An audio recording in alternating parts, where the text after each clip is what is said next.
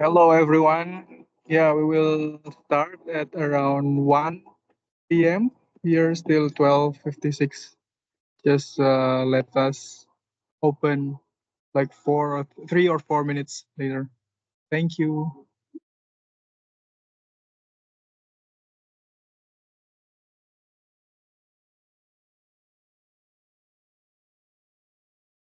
Okay.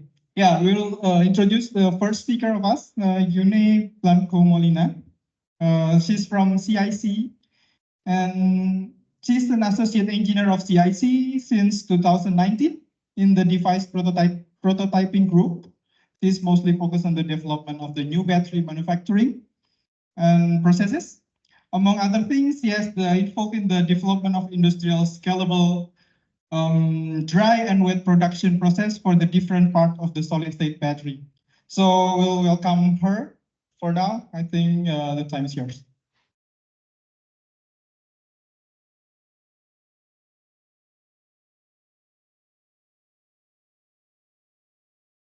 Okay, what is the PP?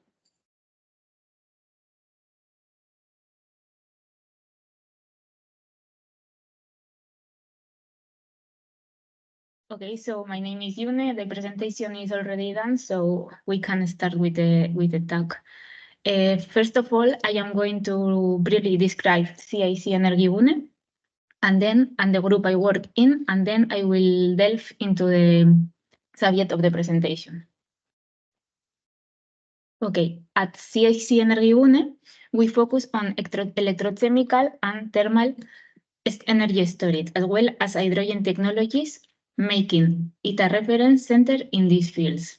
Within the electrochemical storage, we have different groups, and Alliance Research specializes in different technologies and activities. And in my case, I belong to the cell design and manufacturing group. Okay, the cell prototyping group is dedicated to the development on innovative manufacturing battery processes using novel materials. The group focuses on several key activities and are the scaling up active materials to enhance their performance, manufacturing electrodes to maximize energy density, and design custom cell for different applications and technologies, including the solid state ones. Now I am very focused on the development of the processes for producing these kind of batteries.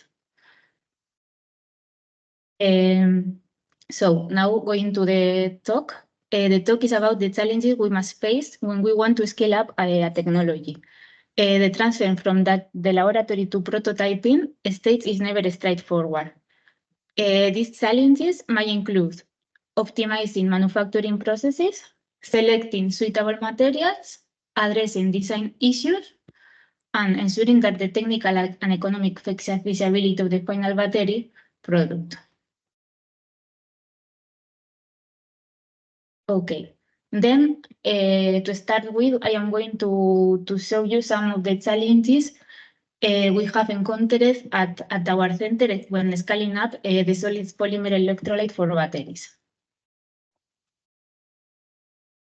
So the first case, in this project, our goal was to completely eliminate the amount of solvent in the processing of the polymer separator.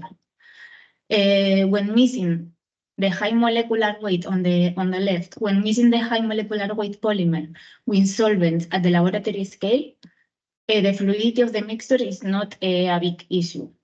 But, however, when we want to process it by extrusion, the fluidity must be between 3 and 4 grams per 10 minutes. So, as you can see on the first graph, the electrochemical results of the cell with the high molecular polymeric membrane that has a fluidity of less than 0.5. It's not quantifiable sometimes because it's it has a very high viscosity, and processor but solvent casting were acceptable. As you can see on the graph, we have 35 cycles with the capacity objective the objective, the capacity objective, and 100% of Coulombic efficiency. However, as the fluidity on the mixture was not suitable for extrusion processing, we have to reformulate the mixture to increase the fluidity. So, after doing this membrane processable, we have some different results on the electrochemical results. So, as you can see in the second graph, the electrochemical performance was affected. In less than 35 cycles, the Coulombic efficiency decreased. So, now we have a processable membrane, but with a poor performance. So we have the thing, and I don't know if someone here is also doing the production of these membranes without solvents and somehow also have this kind of problems. I don't know if someone here works on this and maybe could know why this is happening. And also at the room or online. So, no. So the solution for us was to reformulate the polymer electrolyte recipe, adding materials that improve the mechanical properties of the separator, because this poor performance is due to the loss of mechanical properties when reducing the molecular weight of the polymer. So this membrane is no longer able to stop dendrites. So what we did is introduce some fillers to improve the mechanical properties.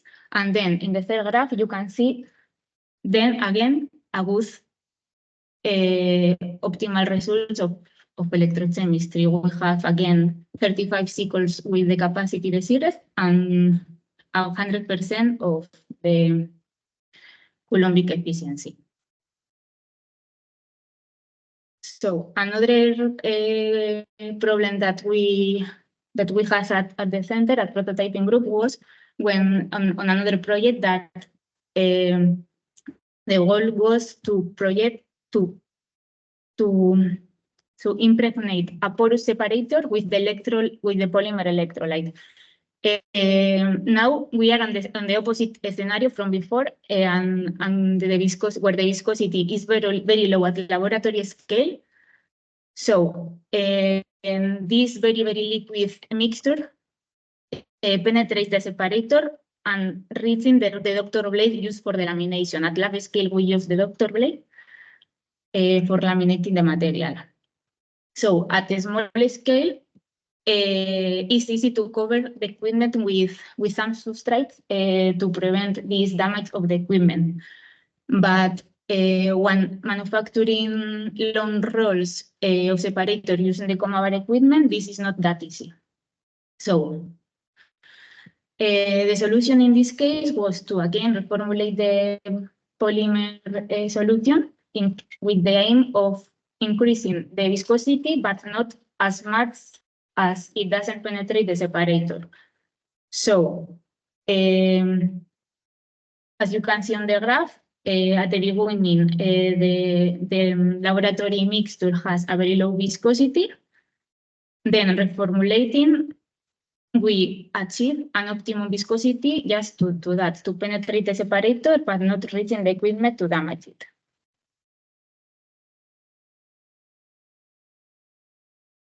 So all these work done at the center and at the work and on the development of the electrolyte, a polymeric electrolyte, it's going to be applied to the SpeedMate. Because on the SpeedMate, it's the objective is to optimize and develop a solid electrolyte membrane manufactured by a dry process method. And here I am going to explain you the challenge we are facing now. The first one is that at laboratory scale, at laboratory scale, we are using a magnetic stirrer to mix the components. But when transitioning to the prototyping scale, the aiming for a solvent-free processing, so it's to use another kind of equipment, for example, a torque mixer.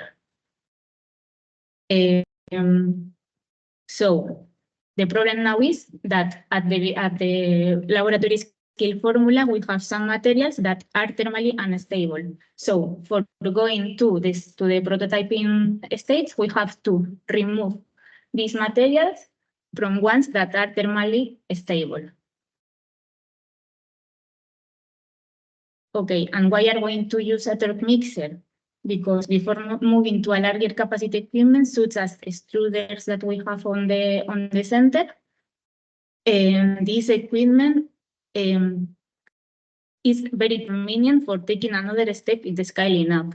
It allows us to observe materials behavior with using the minimal material, so using a very low quantity of material. The second problem that we need to solve is that another material that is on the compound, when heated above 250 degrees centigrade, emits HF. So for this reason, regulation requires us to do hygiene measurements. So to determine if the contaminant emits if we emit this contaminant and under our process conditions. And we are going to do this. Because of that, we are a bit on delay on this topic, because we are going to do the measurements. And finally, another problem that we are facing is very related with the two problems that I explained you in the previous slides. So at the laboratory scale, the recipe contains an 80% of liquid material, and this with the magnetic stirrer or with solvents is not a problem. But when we go to the torque mixer, the viscosity must be higher. So now we are working on changing this recipe to continue with the same performance of the cells, but changing the viscosity of the compound.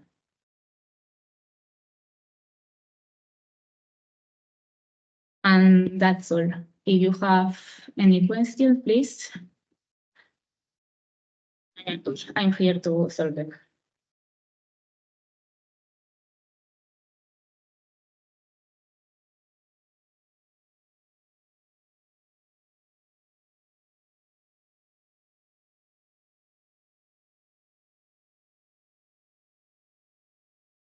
Okay, thank you, Yune. Is there any question from the on-site audience? Okay, please. And Yune, very interesting talk. One question. So finally, can dry processing be something realistic in system that you study, or it's too challenging that you recommend go to, let's say, wet way? Thank you. In general, what is your opinion? Because we read and we see a lot of let's say publications about dry processing, solvent-free processing, but finally we know that it's very difficult process. So many difficulties, you know, especially even starting from materials. That materials should be thermally stable, etc., etc. So my question is, what is your feeling, or what is your opinion about solvent-free processing? Will we see one day solid-state batteries made with solvent-free processing? I don't say about PO-based systems. So new chemistries pace for me is possible, but we have to work in. So at the beginning, as I comment on the presentation, the formulas we work on the laboratory maybe must be modified to achieve this processability. Maybe a material that is at 10 at laboratory scale and it is processed by solvents, maybe when we want to process it by a solvent-free method, maybe we need that material to perform a bit worse, just say like that, a bit worse, but then we can process it. So I think we have to work on the formulas of the materials, and maybe we have to change quantities or other things that performance and processability will become reality. As I mentioned, reformulating that material, we achieve the processability. So now we have a material that works and also can be processable. So I think it's possible.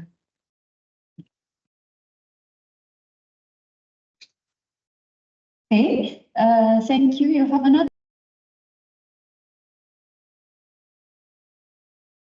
Yes, I'm here. I still can't take control. The button is grayed out. But maybe we can you can skip the slides and I do the talk. Okay, sure. Then you just give me the sign when I should next. Okay. Okay, thanks. Good afternoon, everyone. My name is Jan Hilhorst. I'm working for Eurosupport, and we're a scale-up partner in the Seatbelt project for the cathode material and the solid electrolyte.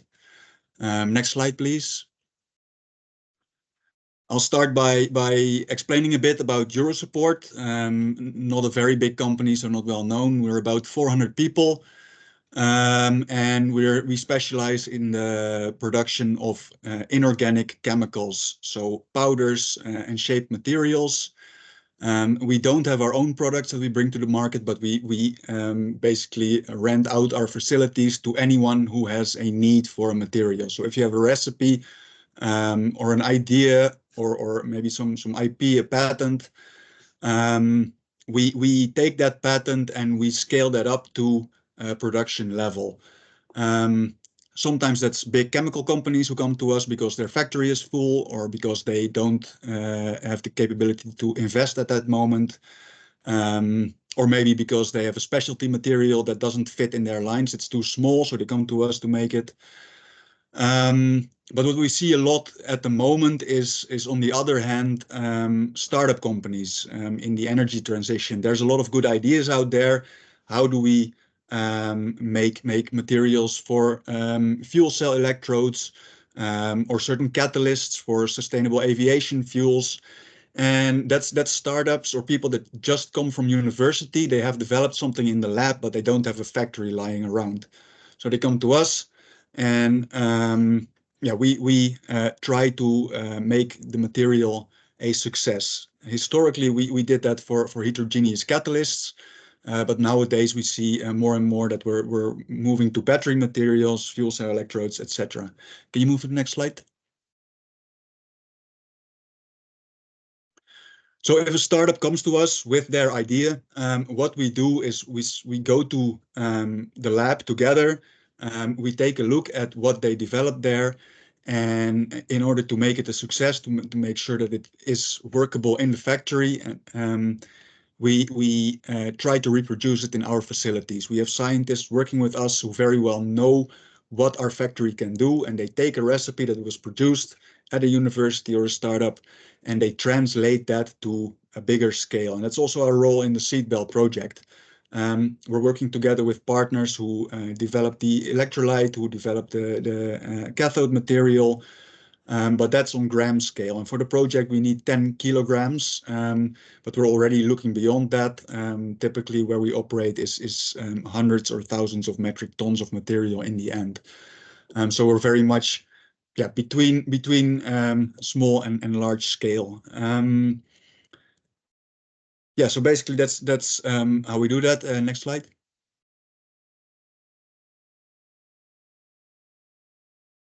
Let me pick it up here. So typically the motions we go through, even if we get a recipe from a big factory, we always start in the lab just to see if we had hit any snags. And that's also going to be the focus of this talk, because what we see very often is when a recipe was developed by a university or a startup, it's not quite ready for production. There's a lot of snags, and I'll go through those to discuss what to look out for if you're maybe working on these formulations, so you can keep them in mind when working on that. Steps after that, pilot scale and production scale, they're less relevant to what we're doing for the seatbelt project. I'll skip over them quickly. There's some details that you need to take into account. Next slide, please.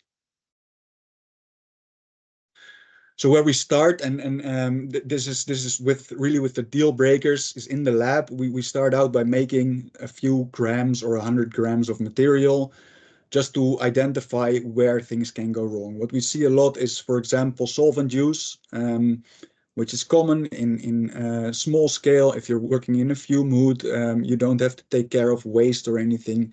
It's often very convenient to work with solvents. As soon as you go to a factory where you have tanks of cubic meters, you have to take care of flammability, toxic fumes that may evaporate from solvents. But also from the precursors to the materials that you're using. Say you're using an iron precursor for an LFP material, but you're using iron cyanide. And I'm not joking, that's sometimes we get these requests. People use cyanides, and again, in a fume hood, that's not a problem. But if you work with 24/7 with operators who are not necessarily schooled in the chemistry, but they just have to use the machine, it gets dangerous quickly. So we try to avoid that. Processing times, we see a lot people drying overnight or milling for 70 hours, which coincidentally is exactly how long a weekend is. So we take these times and we try to change the recipe. We try to remove the cyanides and replace them with chlorides or with nitrates. Drying overnight doesn't say anything. We need to know if the product needs to have 5% of humidity, or if it needs 2% of humidity. So we try to define these specifications for the final product and then work towards that.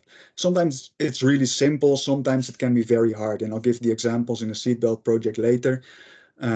Sometimes it's really straightforward to scale something up, and sometimes it's just impossible. When we make some material that we think that we can produce in the factory, we take it to the pilot scale, we go to the next step, and then you see, this is still quite critical. In the lab, you're working in a beaker, which is easy to stir. You have a homogeneous material. Now we go to a stirred tank reactor, which is bigger, which is not as homogeneous in mixing. That has effect on the quality of the material. You don't do tray drying in an oven anymore, but you go to spray drying, for example. You don't mill the material with a mortar and pestle, but you go to an industrial mill. That's the steps we make here. But when we take those steps, we already know that the formulation is likely going to be scaled up. First, the critical thing was already done in the lab. Next slide, please. And then when you get to production scale, where you really make metric tons of material, it's not that much about the chemistry anymore. It's really about a stable process. It needs to run 24/7. Operators need to do it without R&D supervision. It needs to be safe. Chemicals need to be registered. They have to have the right label, etc., etc. But that's not important for this talk. Next slide, please. It's really about the lab scale. And that's why I think it's so important at this moment to focus on this already, because that's also where a lot of the development partners are working. So if you're aware of these pitfalls, you can start from an early stage in developing a material to take this into account and maybe make the process easier down the line. Next slide, please. This is just an example for your information, what we typically encounter. So what you could take into account when developing a material. This is an old patent from the 1980s, and someone picked up on this and came to us hey, this recipe, it's now public domain, so anyone can produce it. Can you make this material for us? And immediately there's a lot of red flags. So everything that's marked red is a problem for us. Starting with 10 grams of material in 1 liter of solution. That's fine if you want to develop a material, but it's only 1% by weight of material in a reactor. That means if you want to make a metric ton of material, you need 100 metric tons of water just to dissolve it. Since they're using nitrates, that's 100 tons of polluted water per ton of product. You need to get rid of that. You need to purify that.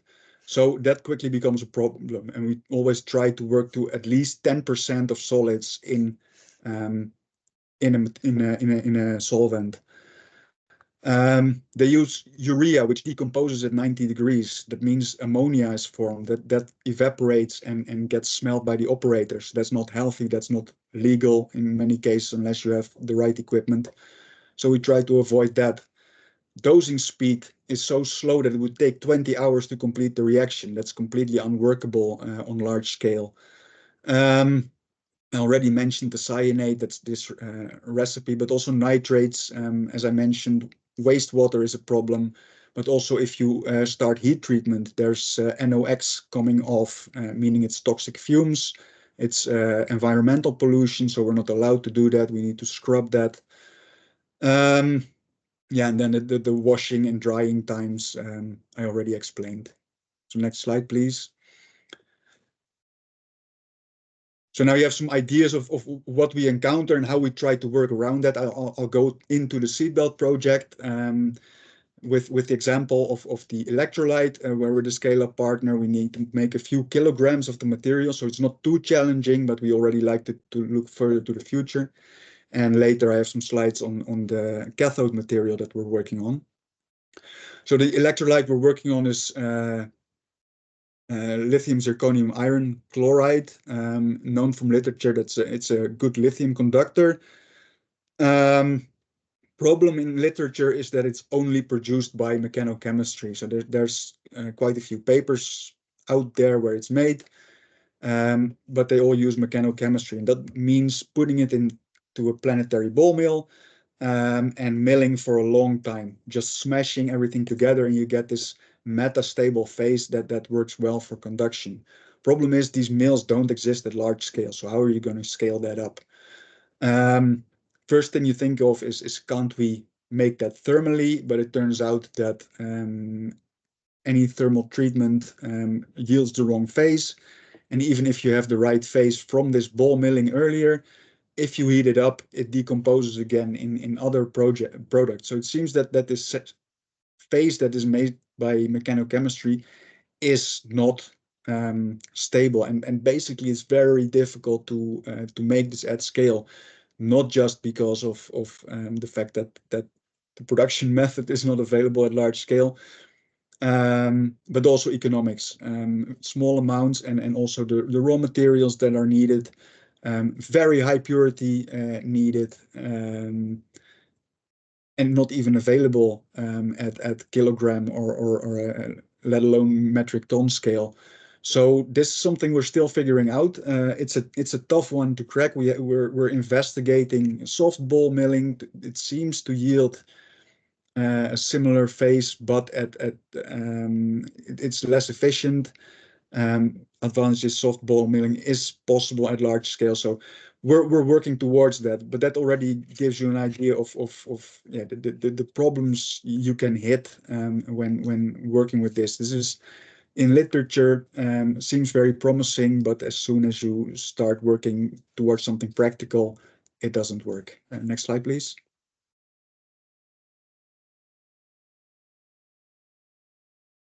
Next slide, please. Oh yeah, sorry. Yeah, then the cathode material, that's a bit more of a success story. We started out with 4 different formulations because we said from the start we need to work with different possible routes to see which one will be the best to scale up. We did that with synthesis partners, development partners, CEA in France and ZSW in Germany. ZSW worked on the precipitation, so the first 2 synthesis methods, precipitation in ethanol, also taken from literature, and precipitation under inert conditions.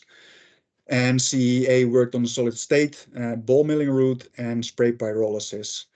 And here I want to focus also a bit on specifications. If you have to scale something up, you have to specify what you need, because we may be able to make it at a large scale. These 4 XRD diffractograms show that we can make LFNP using the different routes, but the activity is completely different. So you have to have a whole set of parameters that you develop towards in order to make that a success. Yeah, and each of these 4 routes poses their own challenges. And on the next slide, I will go into that a bit more.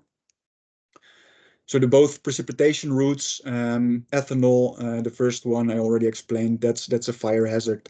So we're working towards working more in water. It turns out that produces also LMFP, but activity is a bit lower.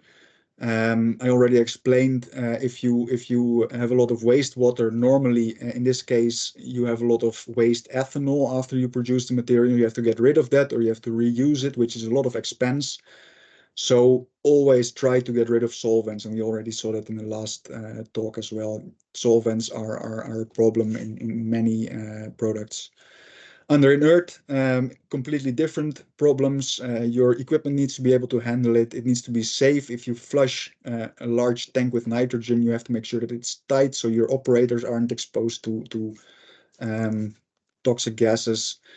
And again, the concentration, the wastewater, temperature control are a problem. And foaming, I'd like to remark here as well. If you use carbonates, for example, and you adjust the pH of your solution, it might turn into a Coke and Mentos experiment, which just starts foaming and your whole vessel overflows with material. So you don't want that either.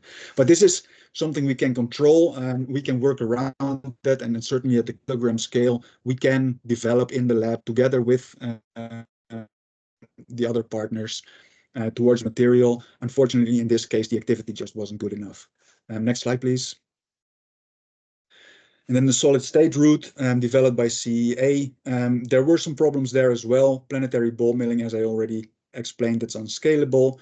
They also used pretty expensive chemicals, and we're working under inert conditions. And quite simply, we just did what we have in-house, low impact ball milling. We just used cheap chemicals, and we even worked in air. And it turned out that we got pretty good results, pretty similar to what they were using. So it can be quite simple. You just have to take the steps. And sometimes it's just for historical reasons that a recipe is not suitable for scaling to larger volumes.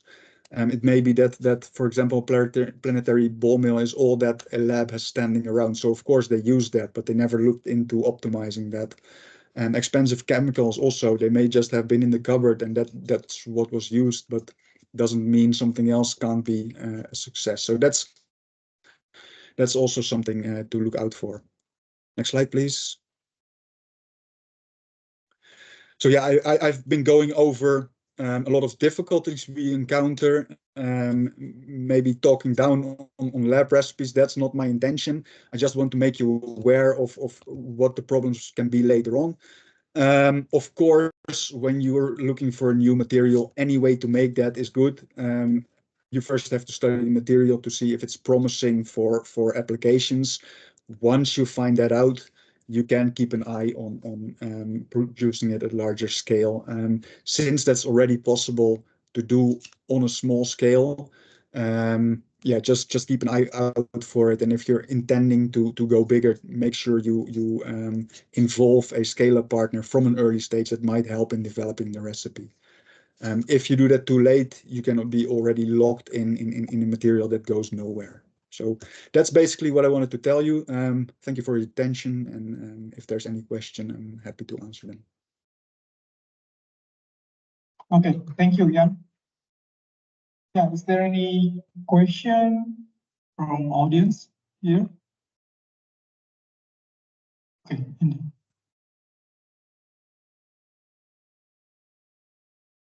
Hello, so thank you for your presentation. I have a question that is maybe interesting for my presentation coming after, but it would be also interesting to see your your point here. If you have two way of scaling, two different recipes that would allow you to get to the final product, as you said, you don't want to have a deadlock in the future, so you will probably choose one route that will allow you to get even to the giga, because you are speaking about megaton at the beginning.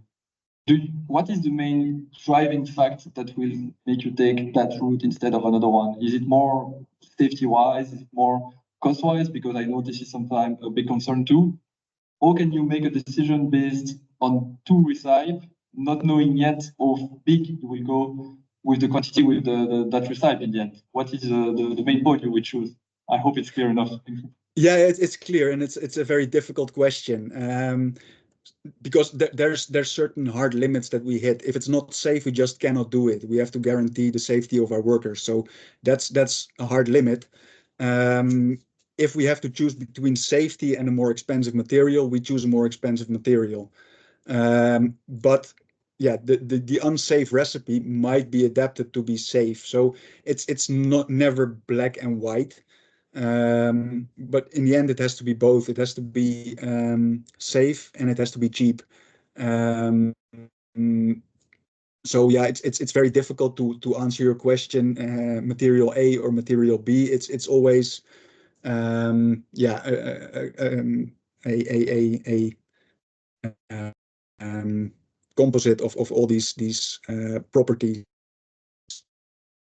And yeah, in the end, nobody has any use for an expensive material. So if you're making a sodium-ion cathode material, it has to be cheap, otherwise it's just not competitive. So in the end, what you do, you prepare the samples in the lab. You prepare samples for both routes.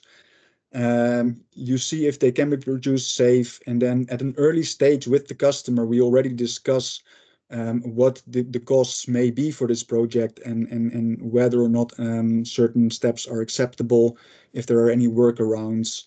Yeah, basically that. So does that answer your question? It's a vague answer, but that's usually because these processes take months or years, and these questions remain for a long time towards yeah, scale up. Yes, thank you. It answered it very well. And I know this is a big decision that you cannot make easily. And I was wondering if you had a lead that we probably don't have, but thank you. Thank you. Okay, thank you, Andy and Jan. Okay. Thank you for interesting talk. I have curiosity, how did you validate this halide material synthesized at your facility? Because they probably,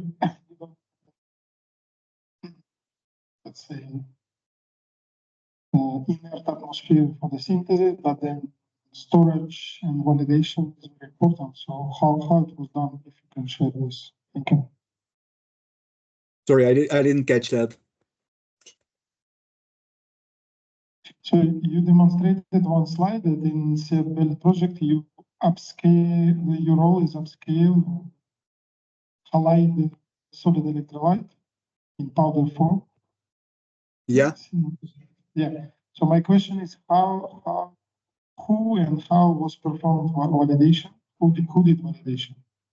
So you synthesize, for example, 20 kg of this material, and do you perform any validation of this material? I was curiosity because it's very specific material that you need special environment, special cells. Yeah, so we have project partners who do the validation. We cannot do that ourselves. One of the drawbacks of being a toll manufacturer is we get a lot of requests for different materials, and we cannot test them all. So in this case, we work with partners within the Seatbelt project who do the lab synthesis as well, CICE as well, for example.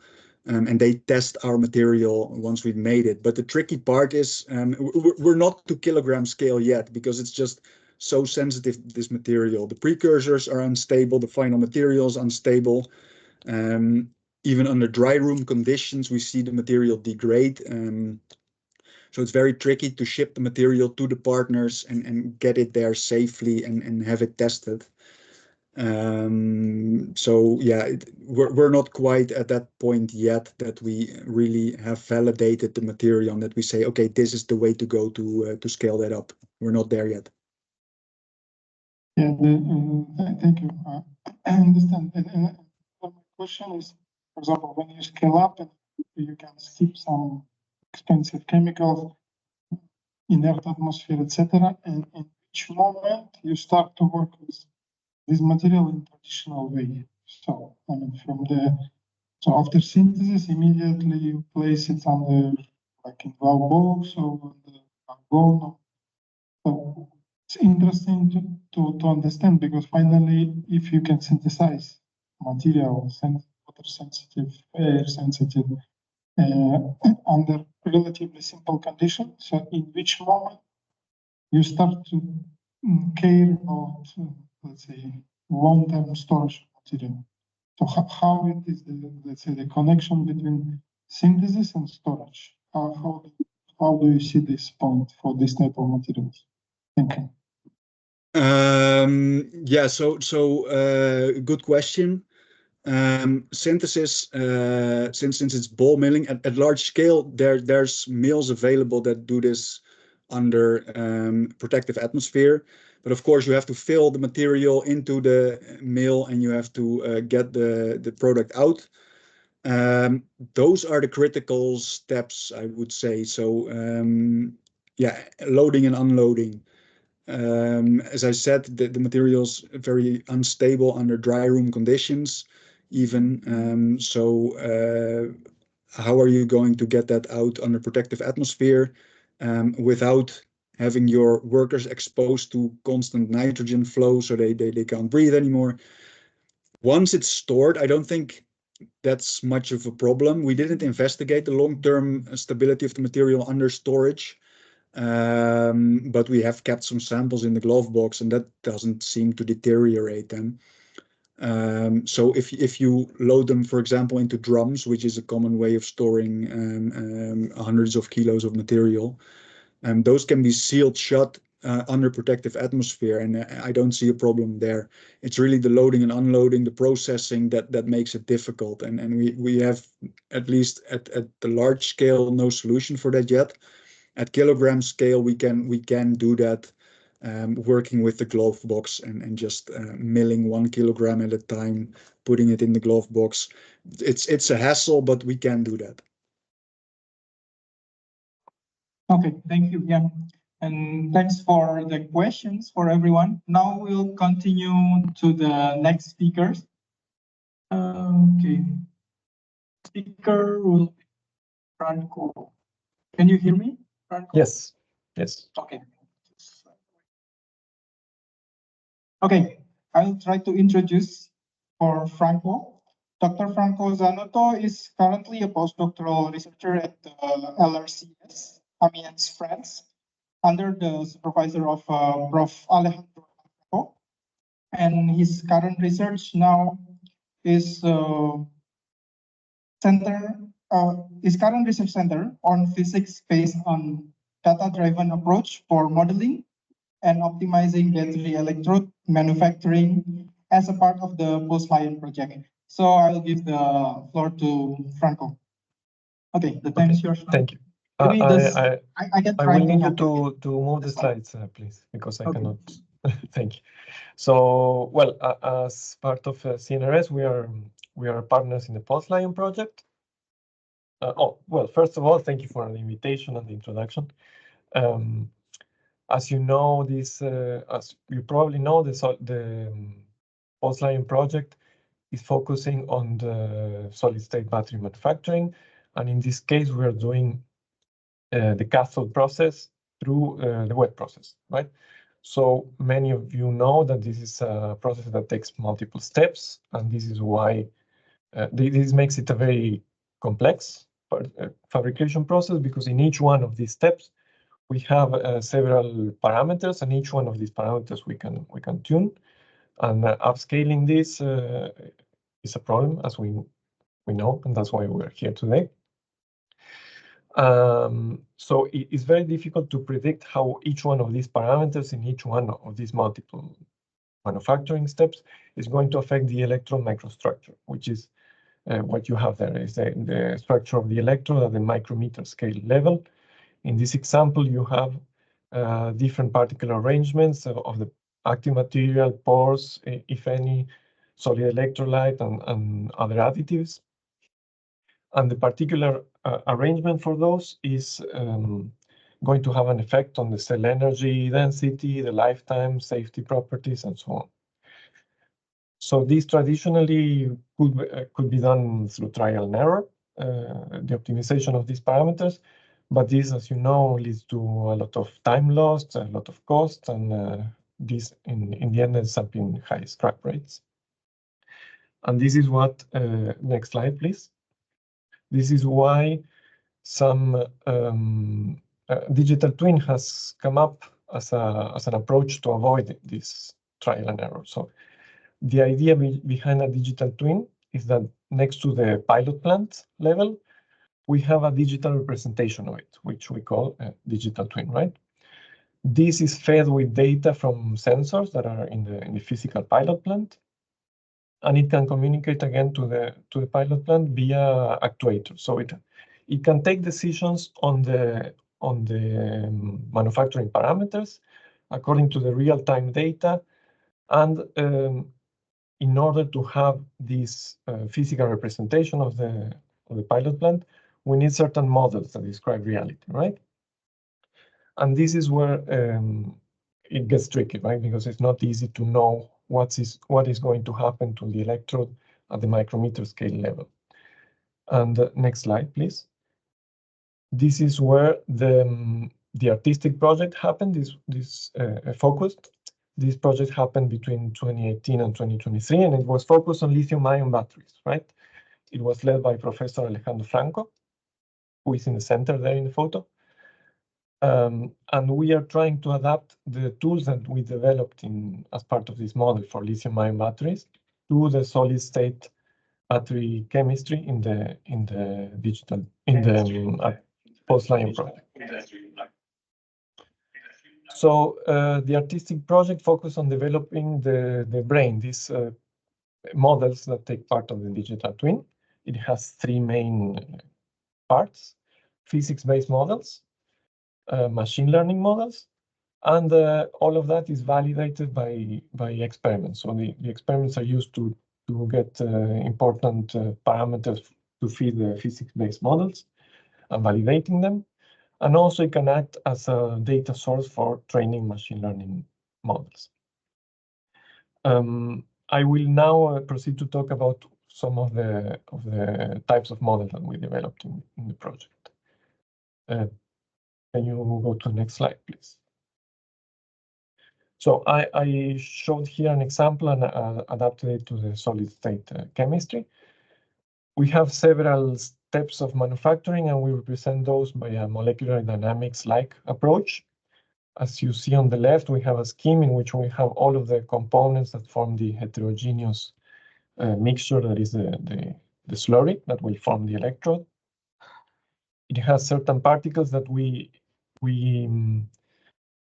consider explicitly, such as the active material particles, or in this case, the solid electrolyte, and the rest of the components that have a resolution that's below the micrometer scale level is described by a fictitious particle, which we call CVD particle, which contains this carbon, the binder, and the solvent. And the way these particles interact is described by Newton's equations, basically, but we have to give them some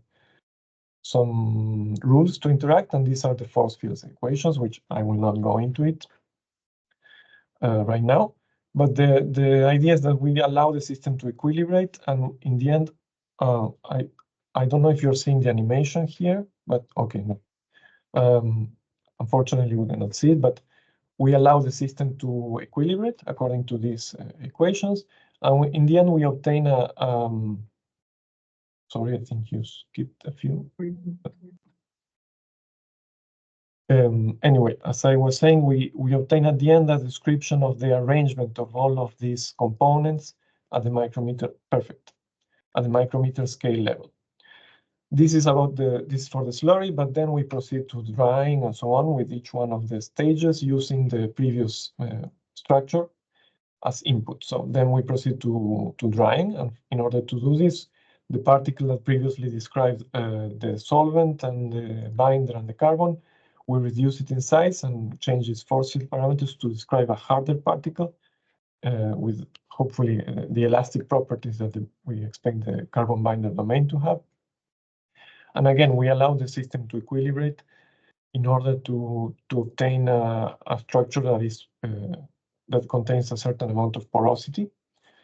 And then in the next step, please continue to the next slide.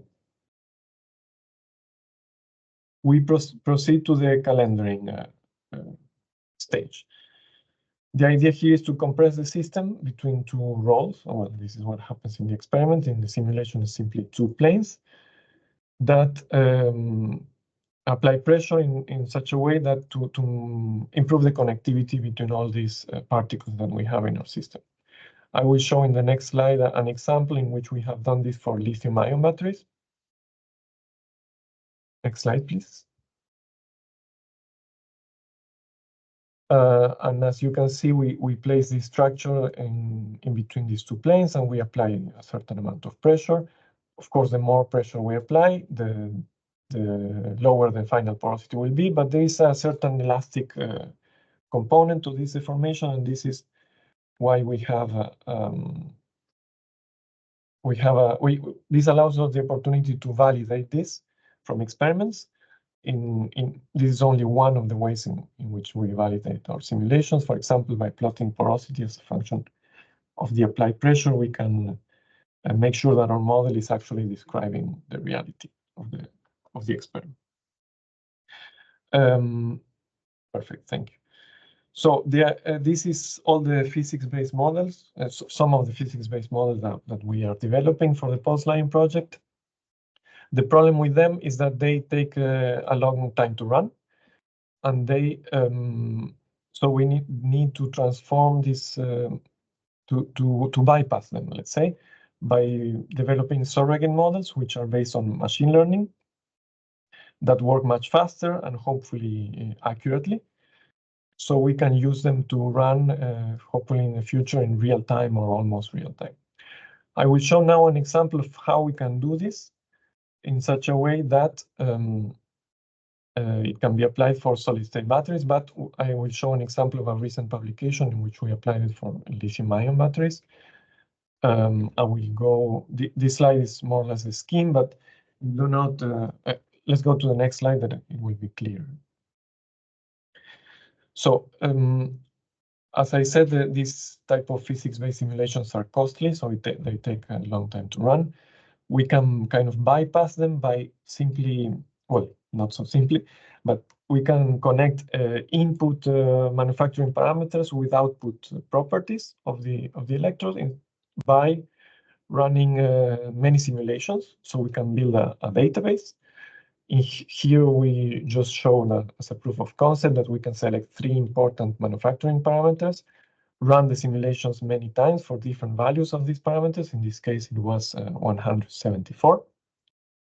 And we characterize the final structures in order to obtain important properties of interest, such as the one you see on the right. In this case, we selected 4 properties. And in the end, we end up with a database of connecting these input properties with these input parameters with output properties.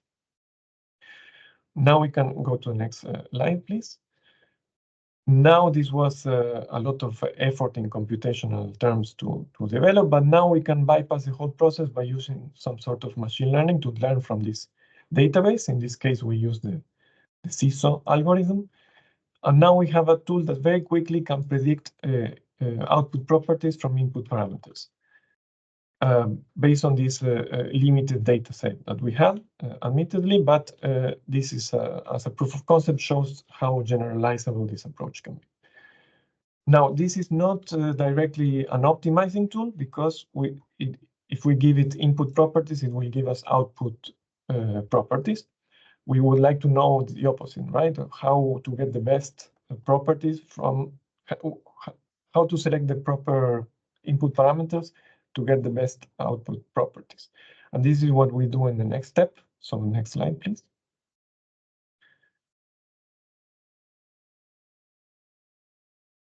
Thank you.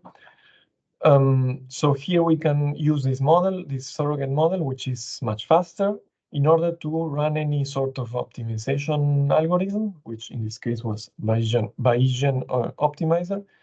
So just as an example, if you want the electrode in the left side of the screen with the best conductivity, you just use this optimizer and ask it to give you the best conductivity value. So it will predict, it will run the simulation many times, which is no problem because this is now a much quicker simulation.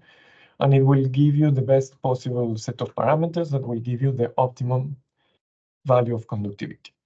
Of course, if you optimize for conductivity, you will have a great value for conductivity, but not so great values for the other parameters.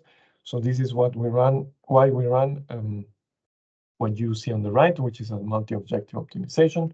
You simply assign different weights to the different properties that you're interested in, and this guarantees that will, under certain constraints, yield the best compromise between the properties you're interested in. So you see on the right, we have a not so great value of conductivity, for example, but we have also good values for the other properties. And this you see below on the right side, the final manufacturing parameters that arise from this optimization loop that is run on the surrogate model, which is a machine learning model that runs quite quickly. Next slide, please. So I may have gone a little too fast, but I wanted to show how this whole process works. I will summarize it quickly. So we want to describe the real pilot plant in the digital world, right? In order to do this, we have to rely on the physics-based models, which we know we are accurate because we can validate or build from parameters that we obtain in the experimental side of things. The problem is that these computational models can be very costly, so we can run them repeatedly in order to generate these kind of databases that allow us to create surrogate models, which run much quicker and hopefully, so the best possible version of this digital twin approach would be something that runs in real time together with pilot plant. And something that I would like to highlight now is that this process in essence can optimize for whatever your model is able to describe. I just showed examples, an example in which we optimize for parameters that result in good performance of the battery, right? Higher density or lower tortuosity will give us good performance. But basically, you can incorporate also in this digital twin tools such as life cycle assessment tools. And so you can use the exact same approach to optimize, for example, for lifetime or for cost or for sustainability and so on. You can also incorporate economical factors into it. Basically, anything you can, any way you can describe the physical world through models, you can incorporate into this digital twin approach and put it inside this loop. So that was all. And the next slide, you have my contact information if you are interested, and I will be very happy to take any questions.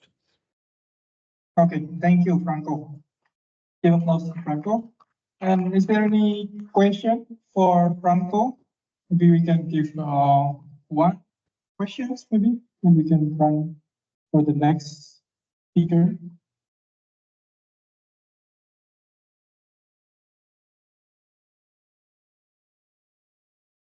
Any question for this session?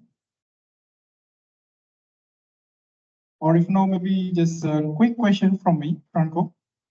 From all of this activity, duplicating the physical to the digital twins, what kind of knowledge, basic knowledge you have to aware of? Because I'm aware of this audience of us, mostly they are also students. So can you give a little bit insight what kind of basic knowledge you have for doing the digital twin for this?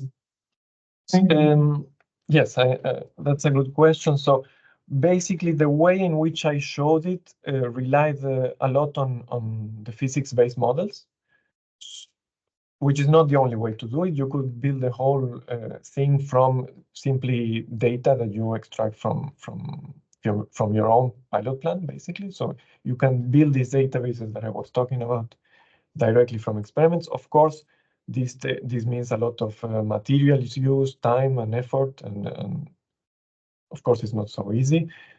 Models are also not so easy to build. We have a lot of reliance on the previous models that we developed as part of the artistic project, as I was mentioning. And the problem with the physics-based models is that you have basically to know, you need to know everything about the system.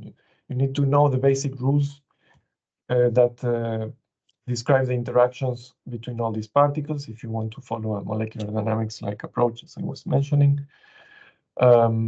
Also, this type of model is not the only one you can do. You can do continuum models and so on. It all comes down on at the end of, it all depends on the predicting power your model has, so you can finally compare it to your experiment. Basically, any kind of model can be introduced, so I cannot be very specific.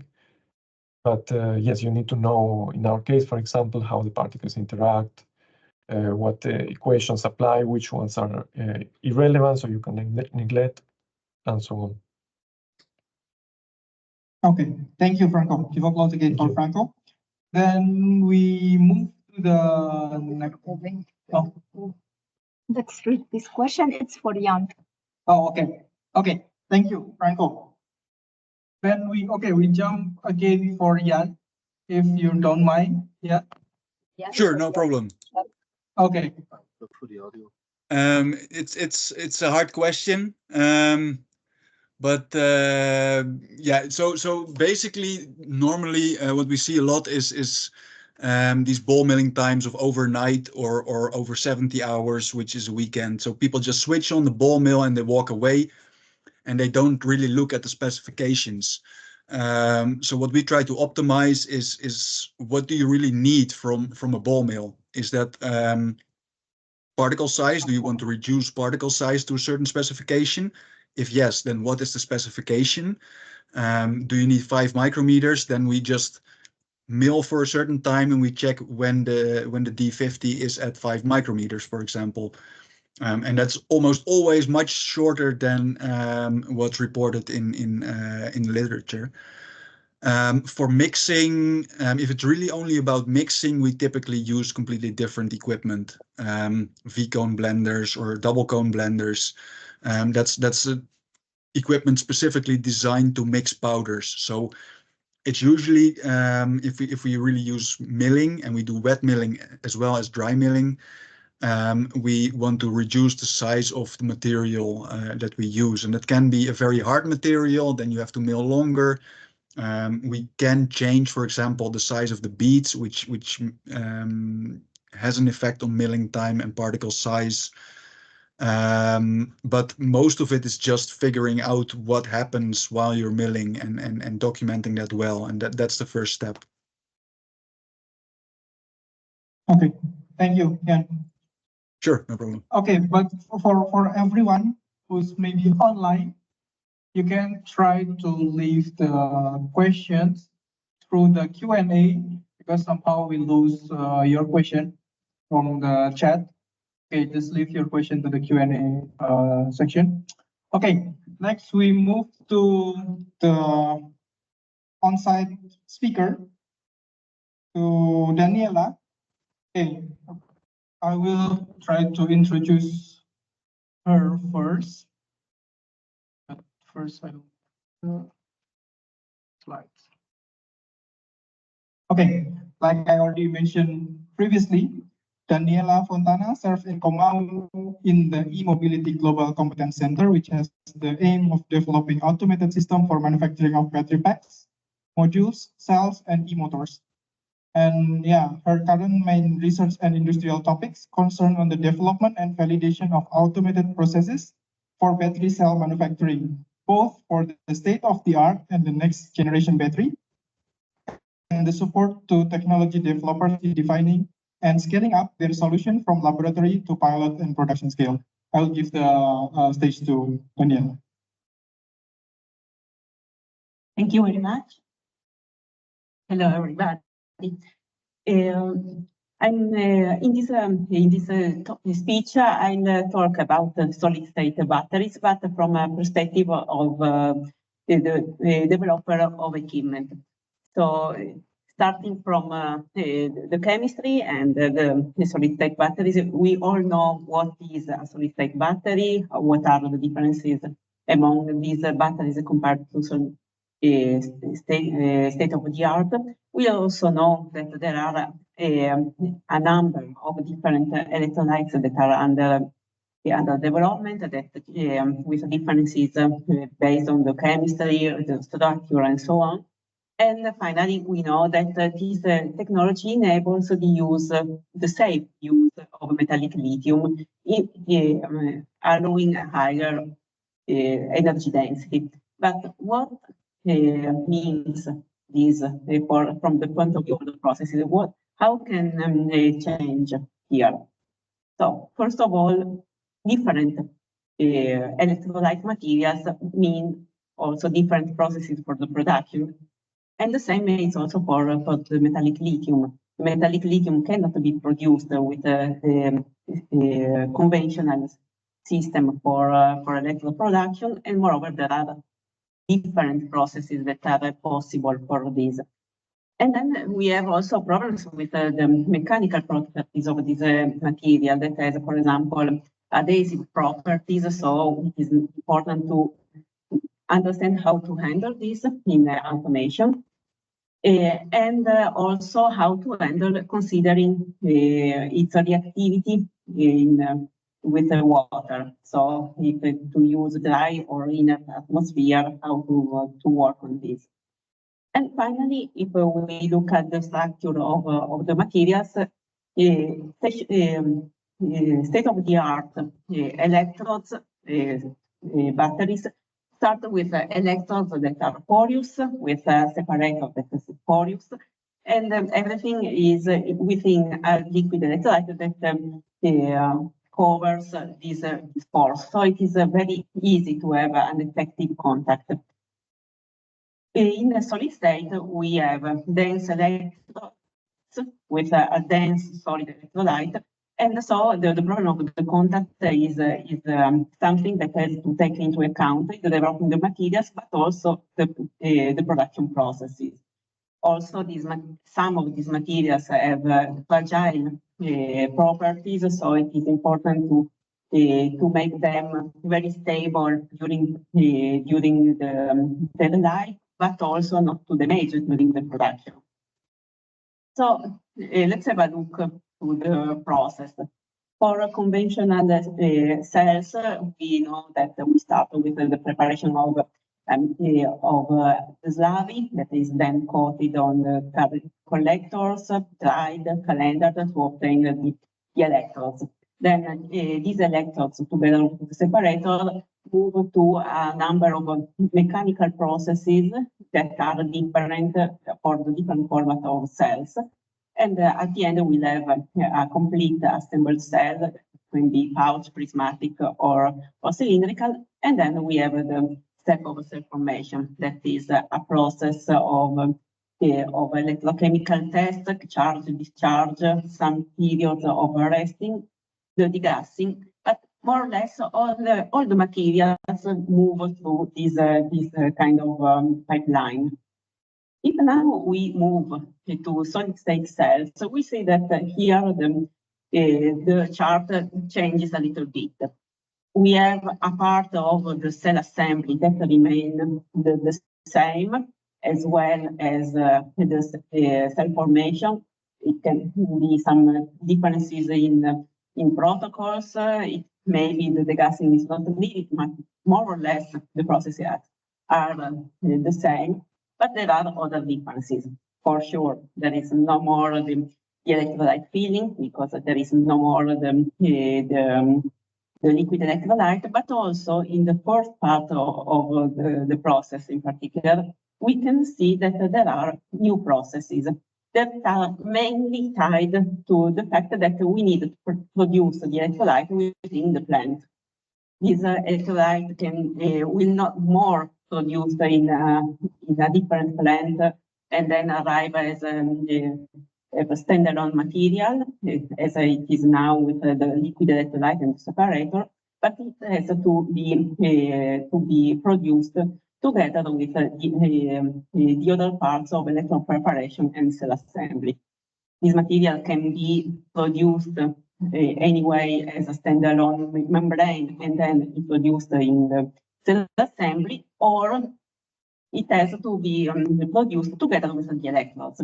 This means that we'll have a further step of production, but also changes in some of the electrode preparation processes. For example, we will have a different coating, different deposition techniques, such as, for example, the extrusion and co-extrusion. We can also have additional processes that were not present in conventional lithium-ion, such as, for example, some thermal treatments, curing, thermal treatment, sintering, lamination, extrusion, calendarings, everything, some processes that are proper for the materials that have to be used, but not for standard lithium-ion. And finally, also the first part of the cell assembly can change.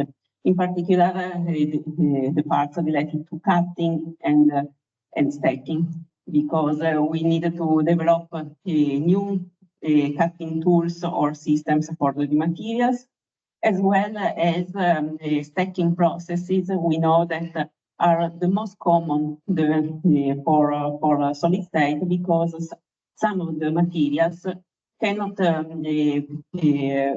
go in, due to the mechanical properties, cannot go to the winding, for example, the processes. So what does this imply for cell manufacturers and equipment suppliers? We have to reply to a number of questions. First of all, which state-of-the-art equipment can be reused for solid-state cell production? Well, we have seen in the previous graph that there are parts of the cell assembly, particularly the welding and packaging, that remain the same, as well as the cell formation. And also, depending on the materials, also some of the coating techniques can be used. So there is an important part of the process that can be reused. Then there is a second question. If some of these processes are not usable, is it possible to retrofit some of the state-of-the-art equipment? And also, to this question, the reply is yes. And we'll see in an example that I'll show you for the STIMATE project what can be done, for example, for a particular process.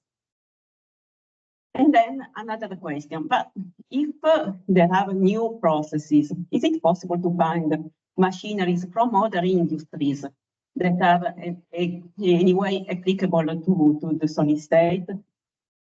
Also here we can see, yes, this is feasible. We can think about, for example, the extrusion that was at the beginning born for the preparation of polymers that can be applied for sure for the polymeric electrolytes, but also for the metallic lithium, or also for the dry coating. Also the sintering that is typical of the ceramic industry can be applied to the preparation of ceramic electrolytes using similar ovens, batch or continuous ovens. And also the techniques of vapor deposition, typical of the deposition of thin layer of metals, can be applied. So yes, we can absolutely use the experience from other industries to be applied to this new new technologies. And then, for sure, there will be some new equipment that will have to be developed. For example, we can think about some handling system that have to be specific for the materials. We can also think about technologies that are available, but not so for big scale. So they have to be redesigned, rethought for the new applications. And also for this, we'll see an example within the SPinMate project. So I'll move to the SPinMate project. Here, our aim is to develop manufacturing technologies that are easily scaled up and to demonstrate them at pilot level. We have two main objectives. One is the development, optimization, and validation of the new solid-state technologies and their manufacturing processes, and to create and employ digital solutions to optimize these manufacturing processes.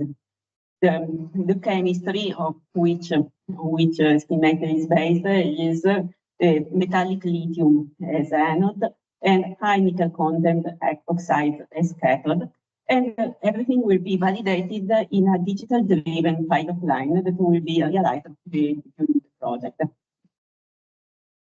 Looking at if I now look again to the graph of the processes, we have said that the SPinMate project is based on metallic lithium. So there are a number of technologies under development in the project. In this speech, I'll talk more about some processes for the cell assembly. In particular, the two that are here highlighted for electron cutting and stacking.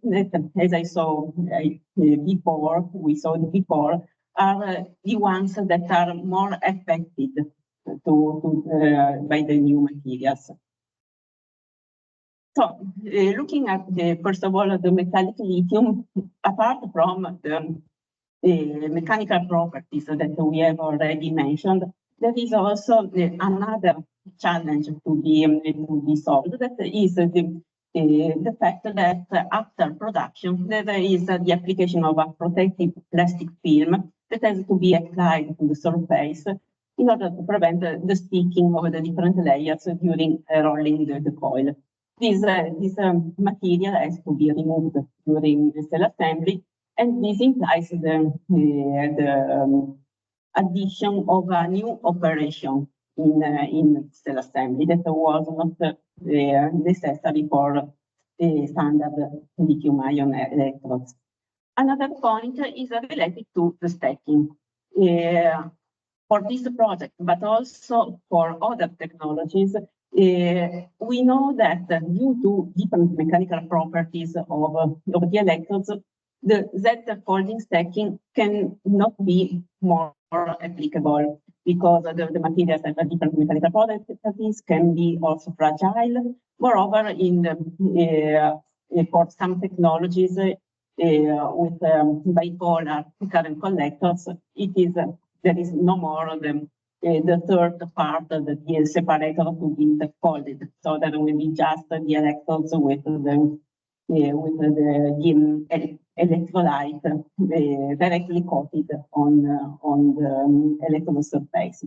So what we are looking at in SPinMate is, first of all, regarding the cutting of the electrodes, to retrofit the current notching and stacking cutting station to add the function of peeling of the protective film, and then to develop a proper cutting system for this material.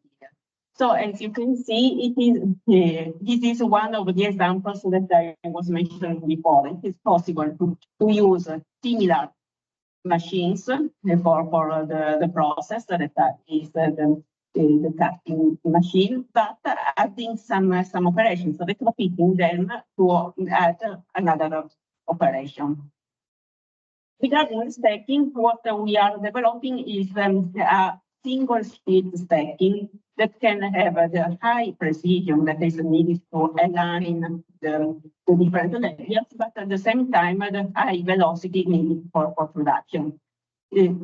And with the final goal also to integrate to the full chain the lithium metal cutting that has been developed in the previous station. Single sheet stacking is one of the techniques that are already present on the market, but have the difficulty of being very slow. It is not, they are not adapted for gigascale. Because it is needed to pick and place the electrodes to maintain the right alignment. This is not an easy task. And this, you can find already taking stations for lab and pilot levels, but not for gigascale. So this is something that needs further development in terms of mechanics, in terms of control systems, in terms of vision systems, and it is partially a new development, a new equipment to be developed. So this is then the pipeline that we are following in the SPINMATE project.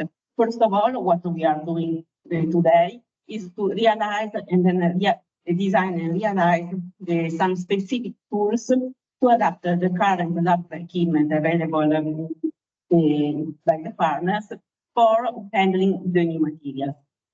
Then these tools will be tested by producing the SPINMATE cells in order to validate these new functions. And finally, we move to do a concept design of the full automatized process, including all these functions.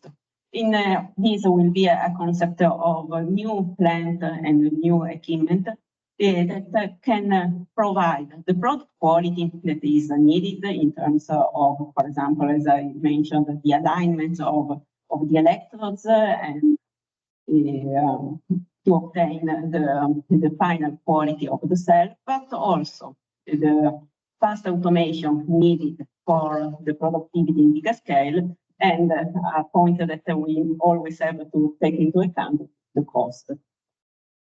So, to conclude, what we have remembered during this talk is that there are several solid-state technologies under development, that there is not yet a winning technology. Maybe there will never be a winning technology, but continue to be different ones. And this means that there are different processes and that differ in depending, for example, for the chemistry or other aspects. From the perspective of the producer of equipment, we think that it is we recommend to deploy to have a deployment of these solid-state technologies to adapt machineries that are already commercial, also coming from different industries, in order to have a faster time to market. And finally, something that has already been mentioned by Jan in the SPINMATE project, it is important to collaborate among the technology developers, cell manufacturers, and equipment suppliers already in the first stages of the study to facilitate then the scale up to mass production. So with this, I'm finished. I would like just to leave you with a question. What do you think if in the future the winning technology will be driven by the available machines? So with this question mark, I thank you for your attention. Thank you very much. Give applause to Daniela. Thank you, Daniela. Okay, is there any questions, or is there someone want to answer Daniela's question?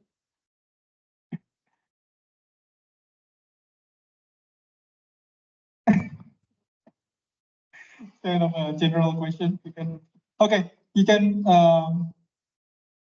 is there any question again for audience?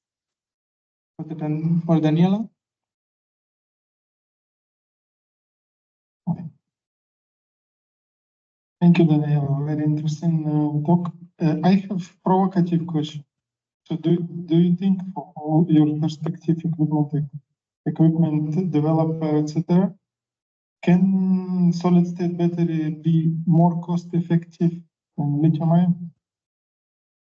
One day, ideal case, no gravity and Hopefully, yes. For sure, that it has to.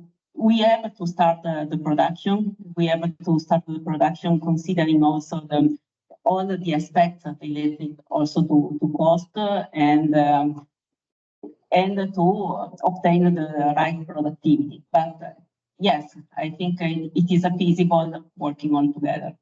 Yes. Okay. Thank you, Daniela.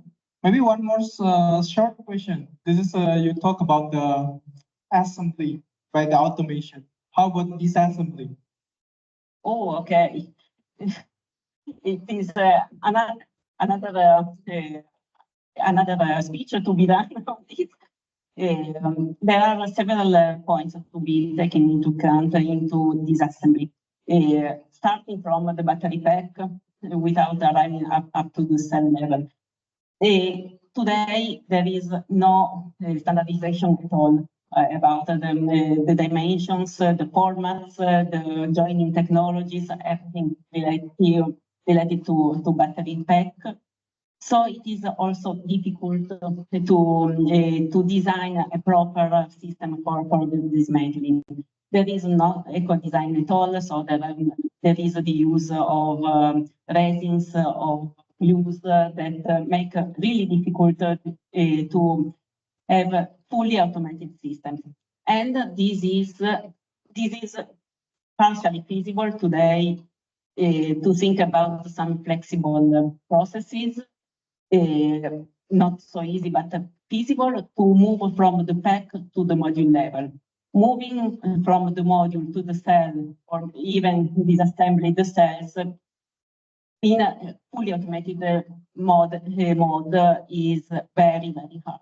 So what is really needed is, again, to work together on the cell design, on the battery module design and pack design in order to be more feasible. So all of the value chain has to work on this. Okay, thank you, Daniela. Okay, yeah, if there is no question, then give applause again for Daniela. Okay, for the next speaker, we move to next speaker, which we already hear, is Andy, as the pilot line team leader at the AB in Innov. He's a chemical engineer specializing in process development. And yeah, he's now experience span from industrial scale to pilot line scale, providing him with insight into the challenges and intricacies of scaling up processes. And his roles now involve overseeing pilot scale production, driving continuous improvement initiative, and spread out the development of new machinery. Okay, now we'll give the floor to Andy. Thank you, Monica. So, hello everyone. Thank you for having me today. So, I will, as I said, talk to you about the instrument and process point of view of the solid-state battery development. We are involved in different projects, Advagen, Science, Solid, SpeedMade, and I could have speak about the solid-state electrolyte, lithium metal, coating, full cell assembly. I will not go too much into detail here today. I will try to have a bigger picture of what is the struggle that we face when we go from lab to pilot scale. And I think most of the topic I will discuss with you today was already tackled by the previous presentation we had. So thank you very much for that. And you will see, I think we all share the same mindset, but we sometimes forget to take a step back and look at the whole picture here. So first, let me introduce myself. So as I said, I'm a pilot line team leader for AB. We are in Belgium, so right here in Innov, and we have now 9,000 square meters of facilities dedicated to cell assembly, pack, cell, BMS, and also recycling. And I think this is the big pro of AB here, that we are doing the full scope of the battery, from pack, battery to recycling. We have a dry room about 200 square meters that we have -60 dew point, which is really convenient to develop solid-state battery for sure. And we are involved in many urban projects, as you can see, but also in different industrial coal in-house development. This is part of the workforce that we have at AB. We are trying to have polyvalence here to be involved in different subjects. And this is also why now we are developing further, and we have some gigafactory that was announced recently. So Romania, Bulgaria, Macedonia, and also recycling and assembly that will be even in Belgium. So as I said before, I will try to be a bit more generic here. So my topic will be basically from glove box to dry room, from gram to kilogram, and from an equipment to another. So you are probably seeing where I want to go here. Of course, there is a quality, safety, environment that needs to be considered when we come from the lab to pilot scale. And of course, lab to pilot scale, which is the conclusion somehow. So from glove box to dry room, it may seem obvious to everyone. I mean, you are going in a dry room, you reach -60 dew point, you don't have to care about humidity, and you even have less constraint of space. You have more flexibility on the size of the equipment we have. And this is a bit what we are decided to do in AB. We have a big dry room. Yes, it uses a lot of electricity, but this is a consequence to have flexibility on the development of the chemistry, the machine. You don't have to think to develop a really specific microclimate chamber at -40 for that step and then another one. No, we do everything at once at -60, and it allows us to have a bit more flexibility against humidity at least. But then you have the contamination control complexity that come with it. Yes, you don't have humidity, but let's not forget that now you will have CO2, you will have oxygen, you will have someone in the room that will work with the material you have. So it's not only about the humidity, because just the fact that you breathe in front of the lithium metal that you just produced will be a problem. And you have to think about that when you are going into upscaling direction.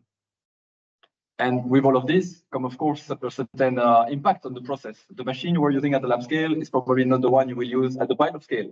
You have the infrastructure that change with it, the change with it, sorry, and the condition of the whole process that will be also changed. Okay, so something easy that we do is just have a trial for stability, and this is what we face in some project. I mean, all of them basically, and Sion is a good example. We want to see if we have some stability of the sulfides. We can do multiple samples, we put them at -60, we see how they react over time. If you have no reaction after 1 day, 2 days, perfect. You know that you don't have a problem here to use that material as a way to start your upscaling.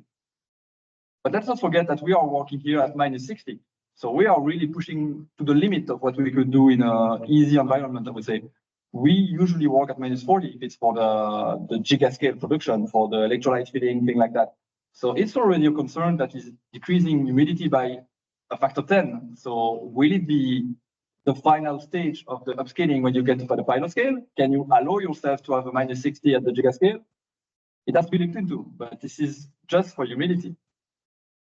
Then, as I said, you have someone that is here working in the room. You are producing a roll, you want to move it, you have contamination that will come there that you may not have in a glove box. And a really simple example I can say is, in a dry room as big as ours, so 200 square meters, and I think that was one of the partners that did a comparison to me, the whole water that is contained in that dry room is approximately fitting a bottle of shampoo. So you can imagine that having someone moving a roll of lithium in this condition, just breathing around that lithium could really damage the foil. And this is something that you cannot allow with the cost of development and even the upscaling. Yes, at the giga scale, you may find a solution, but we are not there yet. We are speaking about going from lab to pilot scale. With this, you also have CO2, oxygen, and we know that for sure it will react with the lithium foil again, for example. Can you have the proper layer to avoid having a problem over the chemistry, the cell you will build by the end of the project? You have to look into it. And yes, the trial for the stability will give you that answer regarding the parameters you want to reach. But this is sometimes easily forgotten when we go into the dry room. It's not only about humidity. And some technical fact that some people may not know is that to go from -40 to -60, you need basically 4 times more air renewal in that room, which means that we are working in a room that is super windy somehow. The fact that you need to decrease the dew point of -40 to -60 means that we are, I think, using 100,000 cubic meters per hour in a room as small as 200 square meters. So all of this air could be a pro for your process, getting rid of the contaminants. But here it's a dry room, it's not a clean room. So you have also to be careful about that. But it can also heavily damage, let's say, whatever you are producing. And this is something that is maybe more impactful at the solvent evaporation level, the slurry that you are producing over time. So here it's not the lithium metal that you are producing anymore, but let's say you have to produce a slurry and you are not doing grams that you will maybe coat in a few minutes. You are doing kilograms that you will coat in a timeline of, I don't know, maybe a day, maybe 2 days. Will that slurry get dry over time because the water content will of course evaporate. If it's a solvent, same idea. So this is a lot of consideration that is not just going from a glove box to a dry room. There's a lot of parameters behind that we easily forget sometimes. And this is one of the 3 points that is increasing, I think, a lot, the upscaling from lab to pilot scale. Then from gram to kilogram. And I think we had a really good presentation from Jan on this topic, because this is not only about having a few grams that now you need to coat once and have a good chemistry that you prove that you can do a coin cell out of it. For I think all the European project, we are often aiming for 40 cells by the end of the project. So of course, all the chemistry that you were doing at the lab scale with some material that could be really expensive, you need to not forget that all of this needs to be done at the kilo scale, and probably not even 1 kilo, but 10, if not 100 kilo. The scale up and the chemical synthesis and formulation is having more impact on the lab scale, but then you also have the logistic and the supply chain adjustment that you have as soon as you will ship some kilo to the partners that stay. If it's really sensitive to humidity, if it's a new compound that no one worked with before, are you sure that you will not have trouble to already start the pilot scale operation before you finish the chemical development? Maybe not, and maybe you have commercial alternatives, but will they be close enough? Maybe not either, because this is something new. There's not really something commercial on the market that exists. If not, we wouldn't be there today. And then, of course, the equipment compatibility and the capacity restraints that is impacting on the pilot scale. And you will see here the overlap with the next subject. From an equipment to another is really high because, of course, changing the equipment change the process that you have to do, but also change the quantity that you have to use for that equipment, basically. I will try to do a simple example to illustrate that topic, because I think we face it through all the projects I mentioned, basically. This is a conventional coater that we have on our dry room. And as you can see, you have an unrolling part, you have the double-side coating, oven, calendering unit. A line like this is already 10 meters long of foil. So what you are doing at the lab would maybe less than a meter, even an A-sheet format. You now have to do multiple meters of it. So that gram scale that you had just disappear in a blink of an eye, because you will know to do something that is also continuous. So it's not a batch that you can code, it's some pump, some system, some machine that you have to start to be sure that you have steady condition, not only about the dry room, but about the equipment itself. To be able to produce perfectly on the machine, we need 2 to 3 meters to really have a meniscus that will be steady and that will allow us to have really good coating. And this is a good example of why going from 1 meter to a few meters is already really complicated. And this is just the beginning. By the end of the project, to really say, I went from the lab to the pilot scale, you need to probably produce 40 cells. For that, you need 100 meters. To do that 100 meters of production, you really need to be in a continuous production system, which means that you also have to change the pumping system for that. So what you are doing at the lab, maybe mixing, homogenizing, putting that in a syringe pumping system, you now have to feed large pump that will be really close to what you have, maybe even at the gigascale. But you are still at the pilot scale. And to get there, I sometimes have to feed a machine that is 5 kilo dead volume almost. So we are already trying to upscale something that we may not, we were not able to do that, maybe 10 grams of it at the beginning. And 2 years after the start of the project, we are already talking about 10 kilo, because I have to do the kilo dead volume. So it's really easy to forget how many kilo we will lose through that upscaling. And so, yeah, as I said, it was more batch-like, and you are getting closer to the continuous pumping system. And again, as soon as you get to the end of that coating line, yes, good, you have a process that was working at the pilot scale on the coating line, but you have to take that role to put it on the assembly line, like Daniela explained before. And just going through that process could also increase a lot the scrap rate you have out of the process. If I'm right, I think even the best gigafactory has still like 20% scrap rate on the production. So if a gigafactory has 20% scrap rate, you can imagine how much scrap rate we will have at the pilot scale. So the 10 kilo, the 20 kilo I speak before, maybe now it's becoming 50 kilo that I need to have to produce multiple batch and multiple cell of it, because I need to produce a lot to be sure I reach the quality I expect. And even if we had 1-2 trials that will allow me to have 40 cells, good. Is it reliable data that I have multiple batch to prove that data? Not yet. So the quantity that we need once we get to that step is a big problem. And I think this is why, not only for European projects, but also for industrial development, in-house development, we are also limited by the cost. You cannot do unlimited batches, and it would be perfect with unlimited money, but it's not. So this is why it's really challenging, and we have to keep that in mind by the very early step of the process. And then the last topic is from an equipment to another. So of course, and I think this was also really well talked in one of the presentations, when you have a slurry at the lab scale that you know need to do at the pilot scale with a different mixer, you are not using the same machine. In the past, the previous slide, I was explaining that in a way of quantity. But now what about the quality, the process? The machine you were using at the lab scale was probably, you were doing a slurry homogenizing, then you can degas it in another machine. This is something really convenient to have flexibility. But in the way we think the project sometimes, we are expecting to use a specific machine as soon as we have the chemistry is well defined. But I think Daniela lifted a really good point here. What if the technology is driven by the machine? Because you cannot just take one chemistry and put it on one machine expecting it to work. And by doing some conventional mixing, to keep the example simple, maybe what you have in the process, the high shear, the low shear, the vacuum, maybe you don't have what the product needs. Can you modify that easily and have the deliverable reach somehow? Maybe not, because you are trying to make something out of the machine that is not able to do it. And this is a heavy risk, I think, in many projects, that we are maybe not having the perfect equipment, and maybe the equipment doesn't even exist yet. So it's a really big challenge to get there. You have, of course, process validation, multiple trial, optimization of parameters. And this is also overlapping a lot with the quantity I was just speaking before. I cannot just do one batch and make 40 cells out of it. And even if they work well, how can I be reliable if I only do one batch, two batches? To really have some good data that we can use for modeling, for digitalization, I may need to do 10, 20 batch. So I can also play on the parameters, because even if I did a good cathode coating, a solid state electrolyte coating, was my parameter on the oven the best? Can I get the best energy density out of my final cell? Maybe not if I don't produce enough.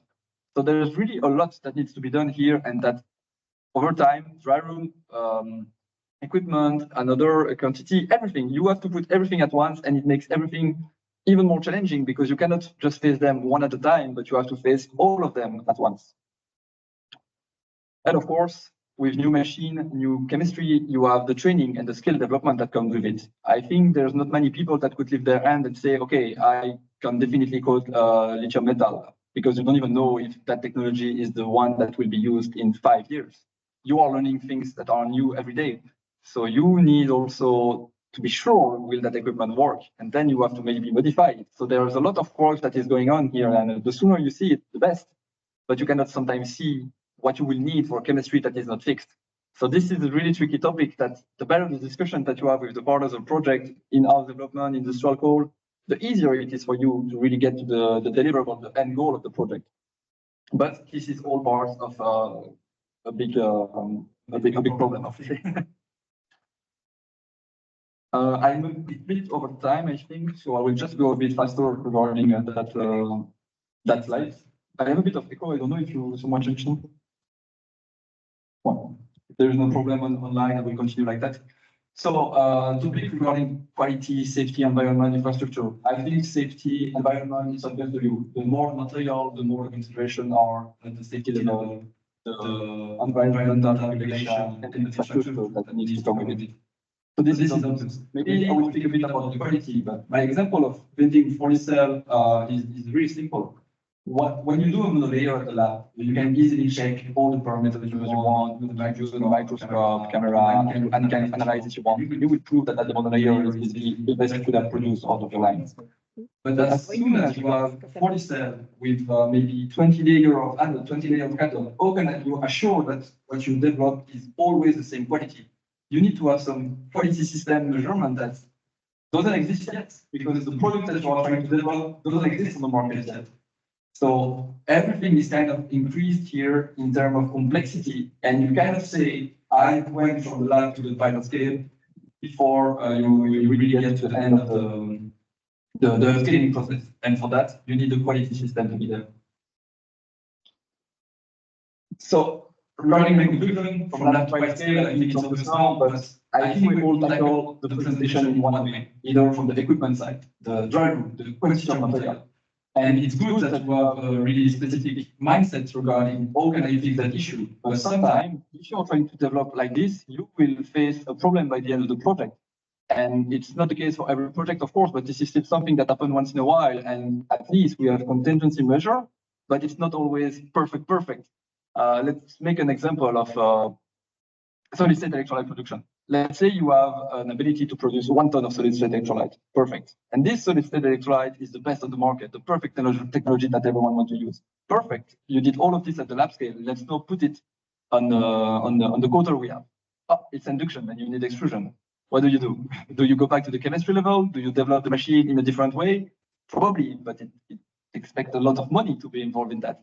Is it something you can foresee and try to change the chemistry in a way that it would fit the machine in the end? I hope so. If not, it will be a big struggle for the project. And this is something that you could face for lithium metal. This is something that you could face for the slurry. This is something that you could face for anything that you develop for the battery, basically.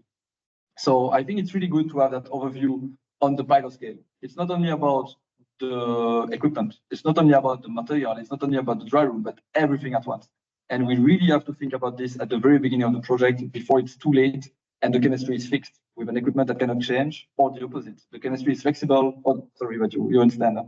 If the chemistry is flexible, but the equipment is fixed, then it's good. But we don't have always that opportunity. So I hope it was obvious to you, and I hope it can allow you to maybe have a different mindset. I'm not bringing you new information that you may not know, but when I went down from the industrial production size to the pilot scale, this is the first thing I see that we sometimes are locked in silos somehow. We are trying to do the best out of the material we have without looking at the others and will it work with you? Will it work with you? And then you get to a wall that is maybe too late in the project, not only for European project, even in-house. This is something I think that is the biggest challenge that we have when we go from lab to pilot scale. So thank you, everyone. And if you have any question, I will be happy to answer them. Okay, thank you, Andy. Is there any question from outside audience? Want to ask something? This challenge, basically, yeah. From low box to pilot scale. Is there any questions? Okay, if no, yeah, maybe it's a little bit round of time. Maybe we can, whoever needs more knowledge from Andy, you can try to approach him also from his contact. Now we'll continue to the next speaker. This is the last speaker for today before we continue to the interactive session and the next session. This is for the first section. This is the last speaker is Milad Mossalai. You're already online, Milad? Yes, yes. Okay. Okay, before we continue, I'll try to introduce Milad first. Milad is the research scientist at VTT, Technical Research Center of Finland. And now his professional focus includes plastic compounding, recycling, waste management, and the comprehensive characterization of polymeric compound. And Milad is the prospect of advancing the circular economy for plastics.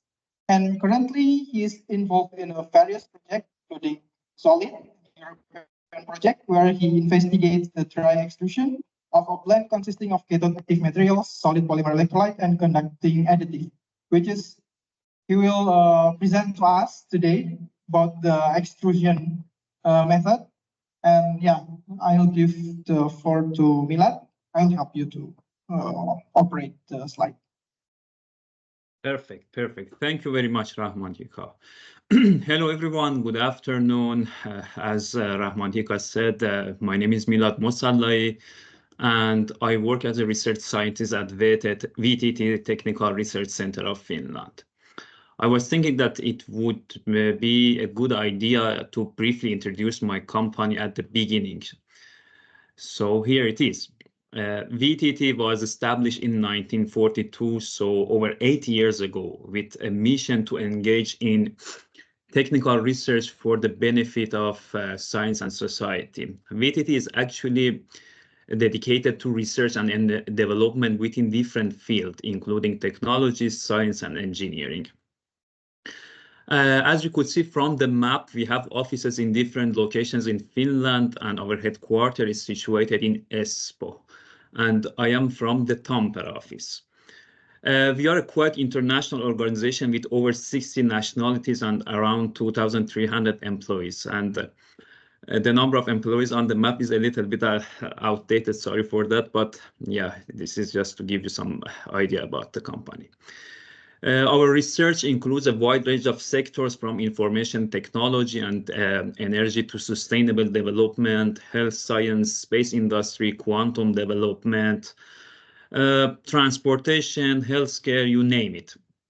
We are a state-owned company and we operate under the Ministry of Economic Affairs and Employment. VTT plays a very important role in the Finnish innovation system and holds a significant presence, especially at the EU level.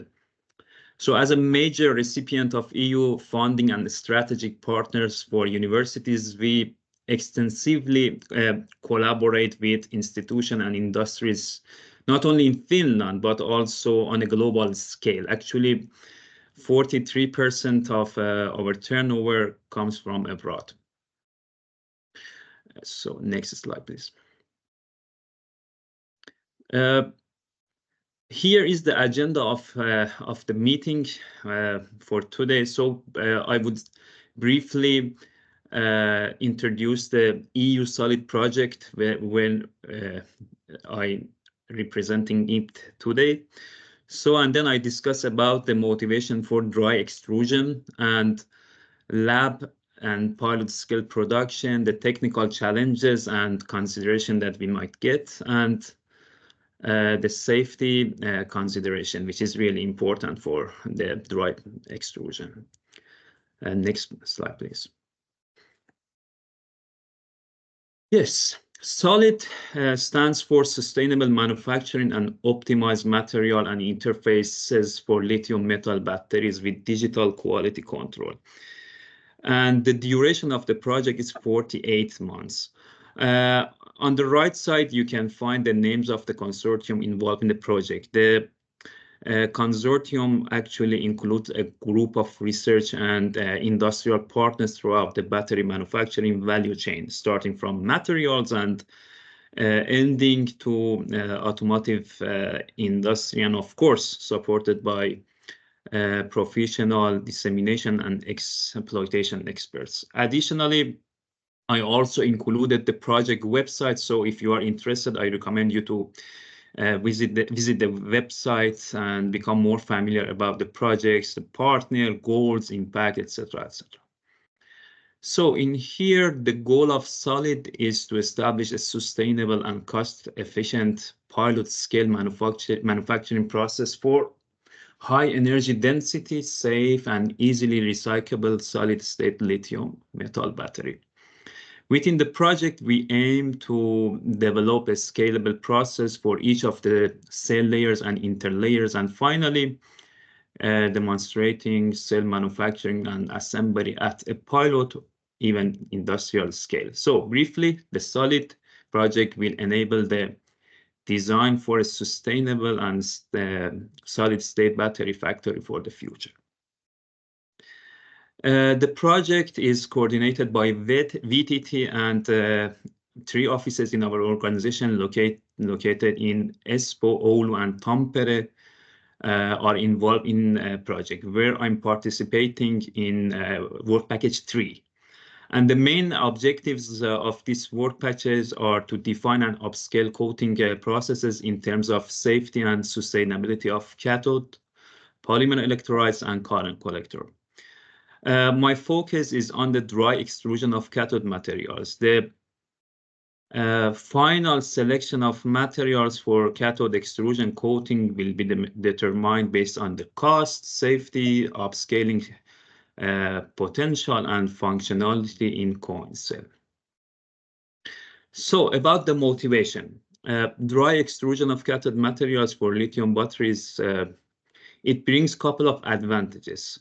So in a overall picture, it's a safer process because solvent-based processes present risk related to flammability, toxicity, and somehow exposure of operators.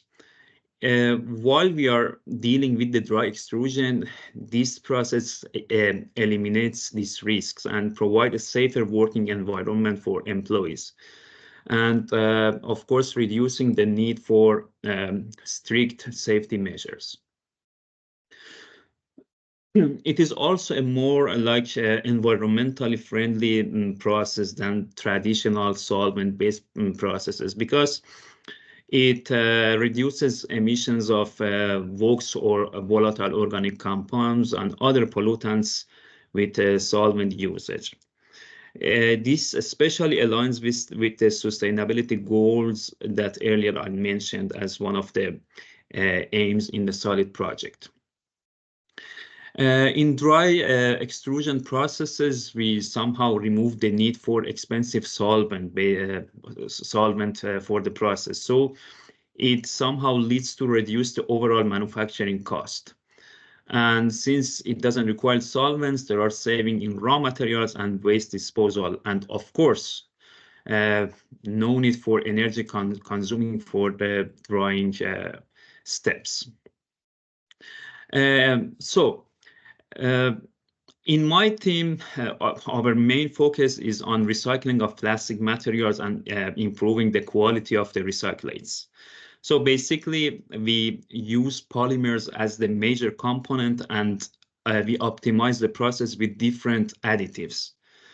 However, in this project, the scenario is on the other way around, which means that we have minimal amount of polymer loading with active materials. I mean, in this schematic, if you notice, the bigger major of the materials are like cathode material, conductive agents, and we have limited amount of polymer binders.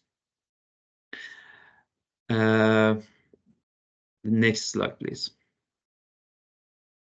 So basically, before, as you know, before the piloting, we of course start the experiments in a lab or like mini scale because of like different reasons, which the most important reason is the process optimization.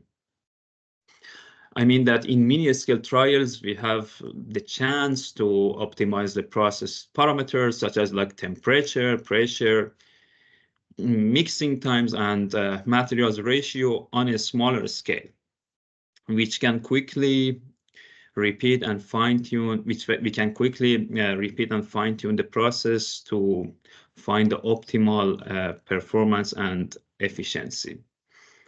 So we can repeat the process way faster, which allows us to test like different variations in a shorter time frame.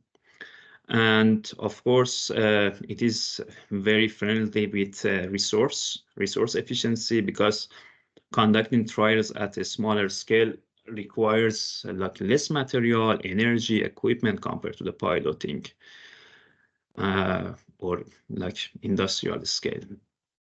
And of course, human resources. And also it avoid wasting the resources and reduces costs associated with experimentation. In here, we start doing the mini scale experiment in our small twin screw extruder. As you could see, it's a MC15 HD Explorer unit, and the volume of that is 50 ml, in which it has two screws. They are rotating. They have co-rotation ability. And basically, when we feed the material in the vessel, there are a couple of parameters that we can work with. For instance, temperature, the speed of rotation speed of the screws, and everything can be seen on the control panel. So basically, everything can be exported at the end to understand the material that we are processing with. In this project, we start with processing of polymer alone, and in further steps introduce different additives. If you could show the next slide, please. Yes, in here, as I said, as the starting point, we are processing with polymer because we would like to understand how the polymer works inside the extrusion. And the processability of that is quite important for us to know. We decided to start first with the polymer, and gradually we add the other additives, active materials, lithium salt in the further steps. So as you could see here, we use a time frame of 4 minutes for mixing of the polymer. And according to the data sheet that we got from from our partner, we could increase the temperature over 200. So basically, the viscosity reduces with the higher temperature in the extruder. So obviously, the lower viscosity enables like easier flow of the polymer through the extruder, and reducing the force needed to push it through the die. And the higher temperature improves the flowability of the polymer melt by decreasing its resistance to the deformation. And obviously, when we add the other additives, the higher temperature, because of the fact that it increases the flowability of the molten material, the homogeneity can be improved. And yeah, I think this was the like baseline that we did for our polymer binders at the very beginning. Next slide, please. But about the dry extrusion. Dry extrusion of like high loads of cathode materials like NMC and small load of polymeric binder present like couple of challenges. I would say that it's really difficult, and probably you guys are already aware of that. For instance, we get dispersion issue and homogeneity. So in order to make sure the uniform dispersion of the polymeric binder within the high load of cathode materials,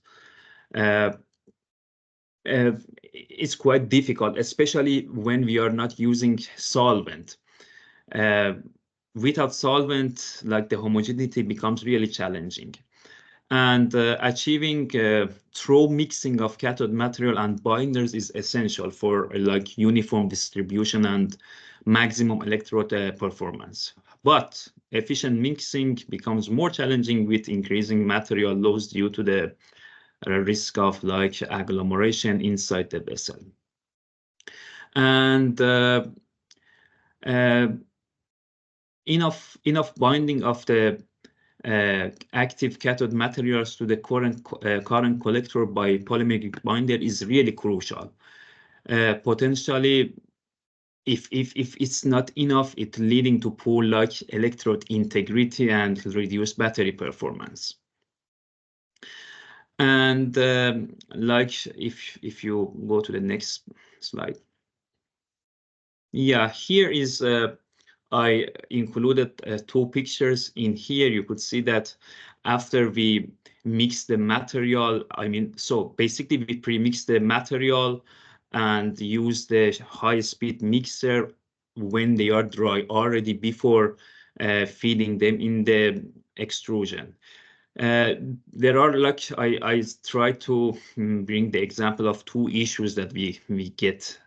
One of them is the picture on the left, that if you see the polymer strand has a shark skin like structure, which is like melt fracture. So this occurs when the polymer melt does not flow smoothly through the die, and As a result, you could see like irregular surface features like the skin of shark. And in here, we have different reasons that we may get this kind of like strand out of the die, which like die geometry could be one of the main reasons, and viscosity instabilities or polymer properties.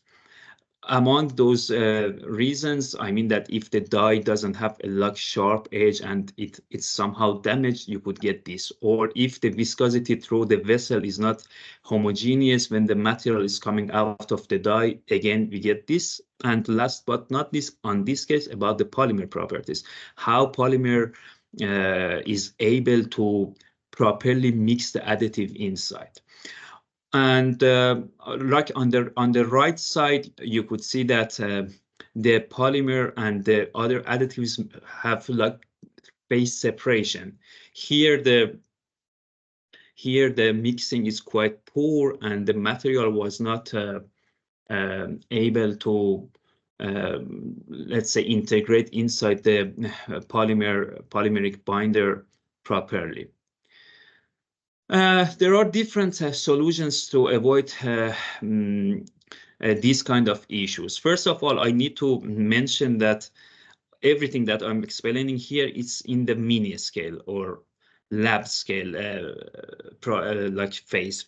I still haven't started the like piloting the process, but here we get really good information. And one of the remedies that we could improve the properties is just optimization of the processing parameters, like time, temperature, or the speed of the screw, or somehow tune or modify the polymer viscosity that our partner is continuously trying to fine-tune the polymer properties according to the information that we provide.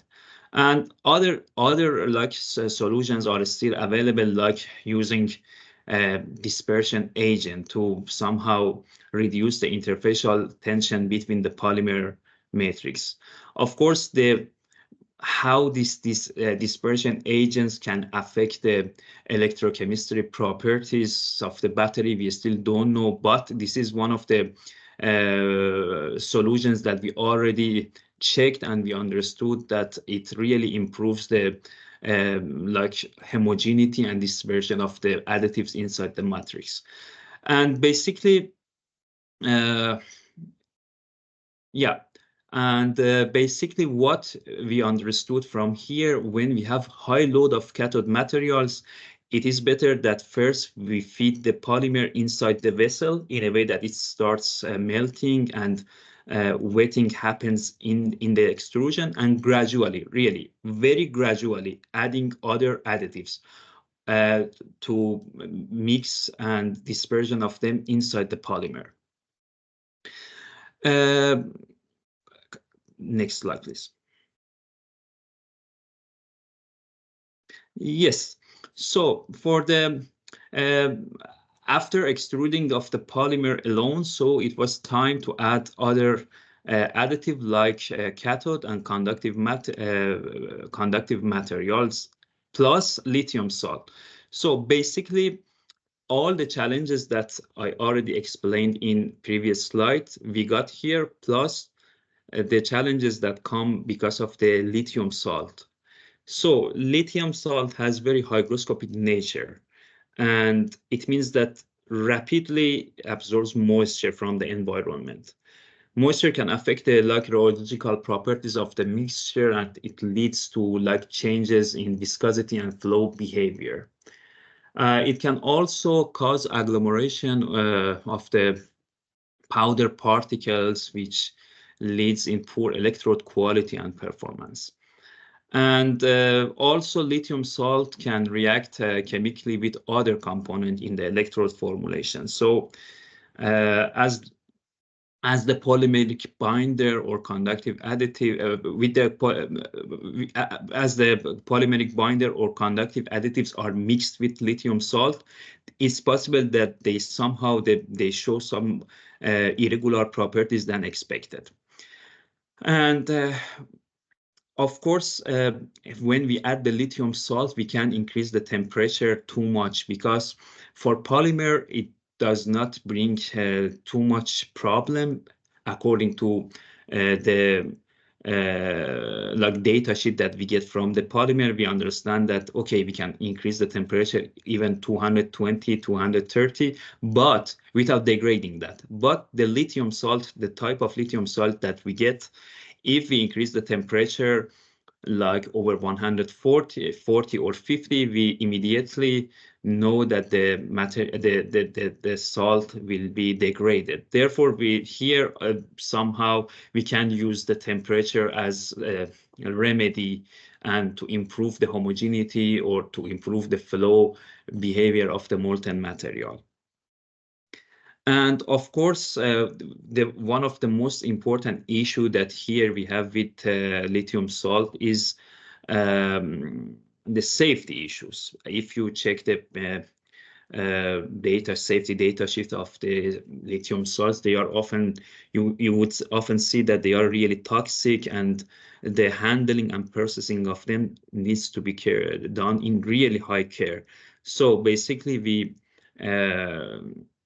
to address these issues, we try to premix like lithium salt with other additives inside the glove box.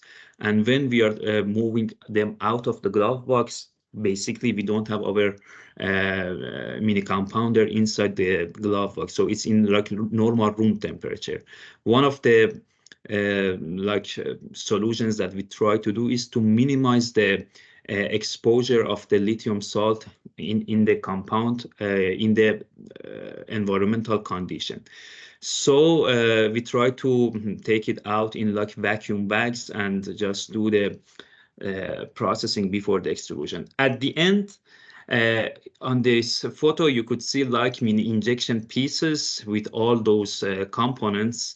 And our motivation for using preparing the mini injection pieces is to somehow well, after this stage, we need to hot press these materials on the top of the current collector.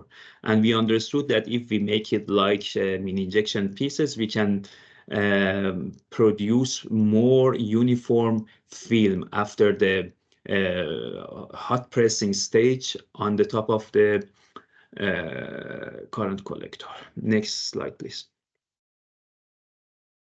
So all the things that I mentioned so far, they are about the like mini scale or lab scale, and we still haven't started the piloting for this project, but already we know that the challenges that we may get.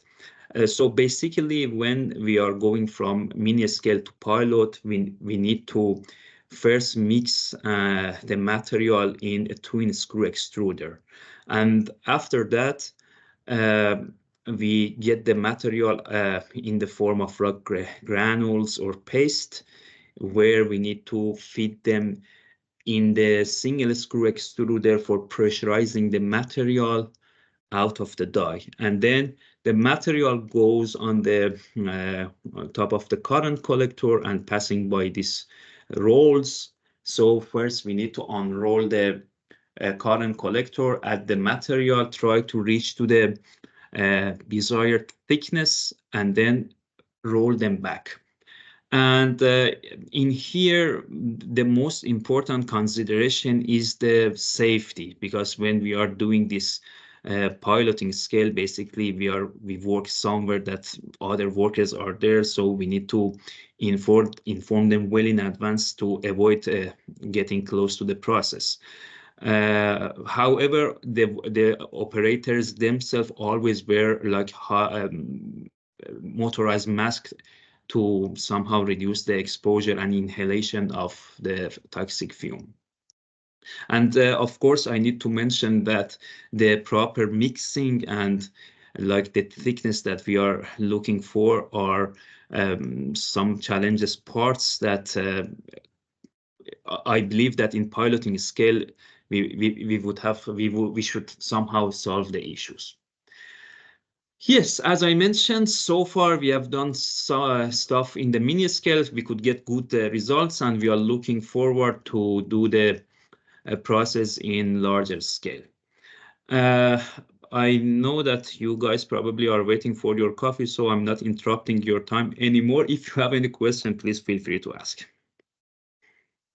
Okay, thank you, Milan. Okay, is there any additional question? Yeah, give a applause to Milan first. Yeah, do you have any question for his presentation, maybe? Okay, sure. Thank you for interesting dive in the dry processing. My question about how to connect active layer that you produce by say as extrudent and then some laminated films with current collectors. So any issues there, challenges, because you didn't comment this part. I think finally in the cell we should introduce the electrode. What should have current collector. Thank you. Okay. All right, I hope I understood the question correctly, but attaching these materials on the top of the current collector is really challenging for us because basically we are trying to reduce the overall thickness below 100 micron, and as I mentioned, we cannot increase the temperature too much as we may degrade the lithium salt. And after we do the hot pressing, it is really possible that the thickness is not uniform through the sample.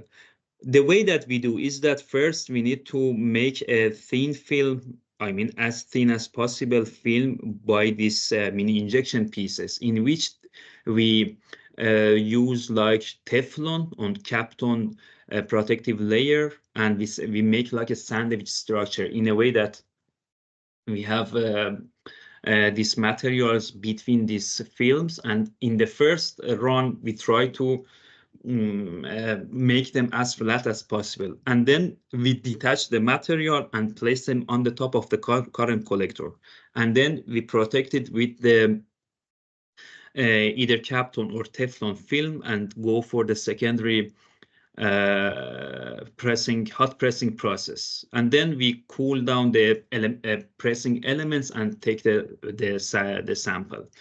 So about the current collectors, it is really important that we get really good and sufficient adhesion between current collectors and the materials.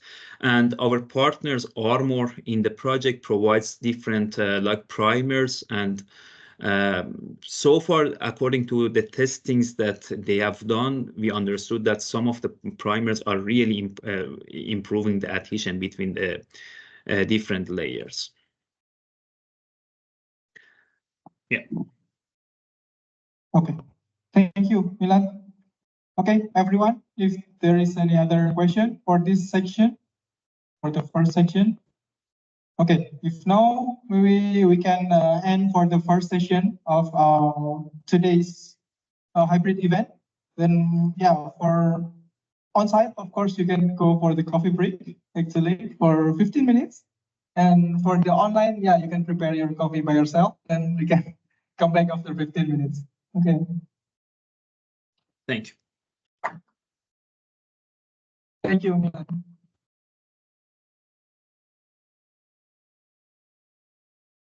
Thank you, everyone. We can come back to the next session.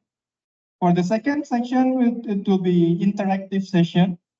And I will give the floor to Anish Patil. The first, I will try to introduce Dr. Anish Patil is the co-founder and senior consultant and at TechConcept TV. He is an experienced business development manager with an MBA and PhD in technology, policy, and management.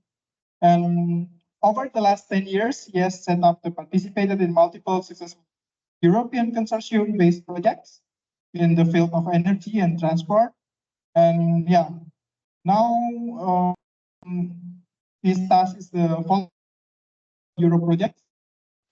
Yeah, so I'll give to him now.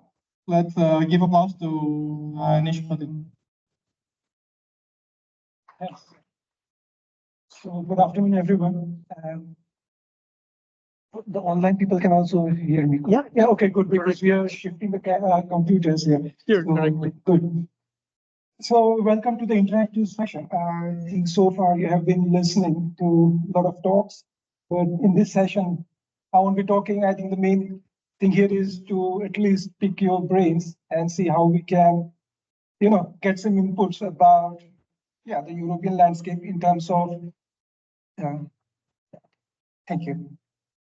Mapping the European battery landscape in terms of, different roadmaps, regulations, plans, and acts.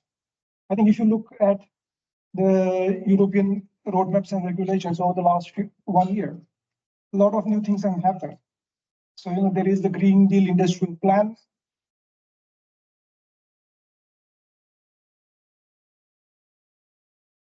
And there is the Critical Raw Materials Act, there is the Net Zero Industrial Act, and there is a battery regulation. On top of that, then there are also different roadmaps. So we are talking about the Battery for EU, EBA 250, Industrial Roadmap, Eurobat, Battery Europe, and so on. So a lot of things have been happening. And with these plans and acts, we have just summarized that in one slide. We have the Green Deal Industrial Plan as a big umbrella, which is focusing on scaling up the EU's manufacturing capacity for net zero technologies. Within this big umbrella, we have the Net Zero Industry Act, which is about manufacturing of clean technologies in the EU. And also we have the Critical Raw Materials Act, which is about, developing sustainable value chains for the critical raw materials in the EU. And on the side, we also have the batteries regulation, which is also coupled to the industrial plan, which is about, focusing on creating a circular economy for battery materials in Europe. So you are here today for the Solid 4B cluster, so I'm sure somehow you are associated with the battery value chain, material value chain, and so on. And the aim of this interactive session today is to, there are a lot of things happening over the last 1 year. It's a dynamic sector we are living in. And with this, we would also like to inform, like what we will do is, go through the interactive session where we will be allowed, not allowed, you would be asked to vote and, express your opinion. And what we would like to do is at one point, we want to see, hey, how all these plans and acts and roadmaps, how do they fit together? How do the puzzle pieces fit together? Do they complement each other or contradict each other? Are they confusing or conducive? Yeah, I don't know, because these were the questions I had. And I thought if I had these questions, maybe the audience has too. So it's about capturing your thoughts about, overall aims and objectives of the Green Deal Industrial Plan and how it could be achieved. And also to distill what measures or incentives are the most critical to be successful. The results of this session will be included in a public deliverable, and perhaps a paper may be published as part of the project. If you are interested in the findings and would like to receive the report from us, please leave your email in the Menti question, just so that all results will be anonymous. So we will aggregate them as per the organization type. So the first question we will ask you is the organization type and your perspective. So at no point we will say that, hey, Takwa Banista from AB said something. It's like, it will be like, a battery industry personnel said something. So it will be really anonymized and aggregated at a higher level. And we will not spam you with any information. And if you don't want, please don't leave your email or name. So there is no question about, public data or so. The process will be as follows. We will walk you through the above mentioned plans and acts with a brief explanation for each of them and ask pertinent questions. So it's like a symbiotic process. We will go through it step by step. We expect around 20 questions, 20 minutes, roughly 1 minute per question. If you prefer not to answer any question, just skip it. You don't have to answer it. And if there are any questions that really speak to you, please press the like button at the bottom right corner. And this way we know what is interesting for our audience. Before we go to the interactive session, I also would like to acknowledge the projects that this interactive session is part of. So Adversion project is part of the Solid 4B cluster. And another project which we have developed this for is the Relief project. They are both Horizon Europe projects with the grant agreement number listed. So what I would like to ask you is we will use Menti.com, Mentimeter as a platform for this interactive session. You can use your laptop, mobile, whatever you like, to go Menti.com and fill in the session code, which is listed here. And what I will do in the meantime is I'll hop on to the Menti.com and open the quiz there.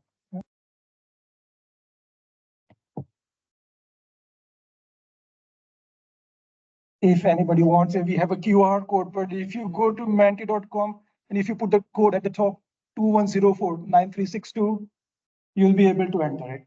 And what I'll do is I'll give you 2 minutes to get online, and then we can begin with the session.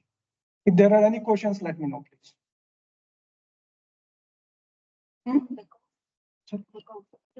Sure, it's 2104. Yeah, it's at the top. Yeah, no worries. 21049362. Perfect.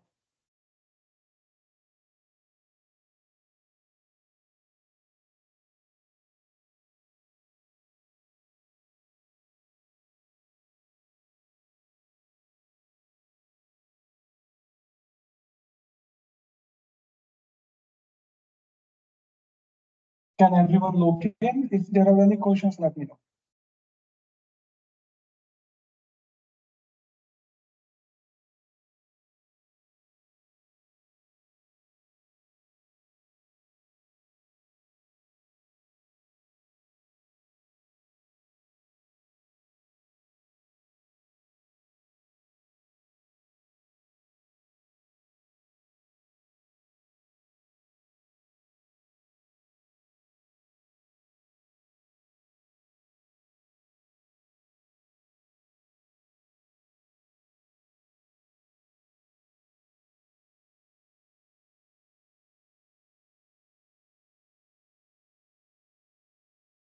Okay, let's give a minute and then we can start.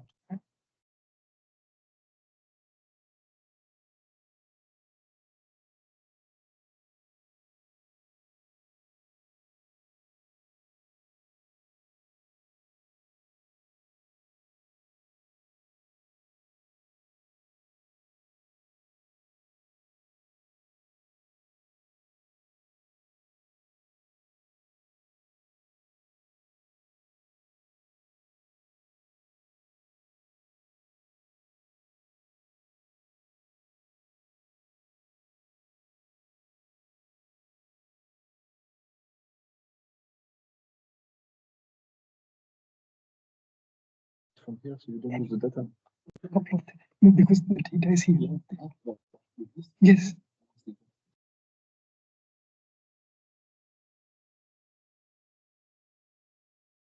Okay.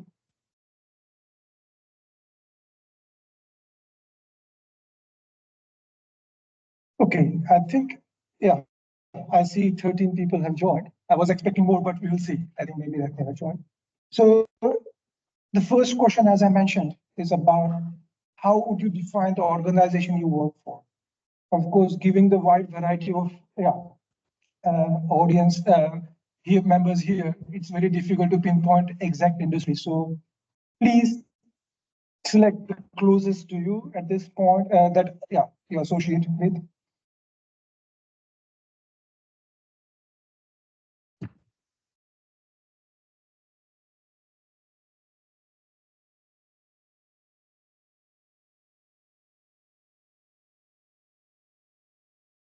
So all the questions after this will be aggregated based on the organization type and not about any personal reference or anything.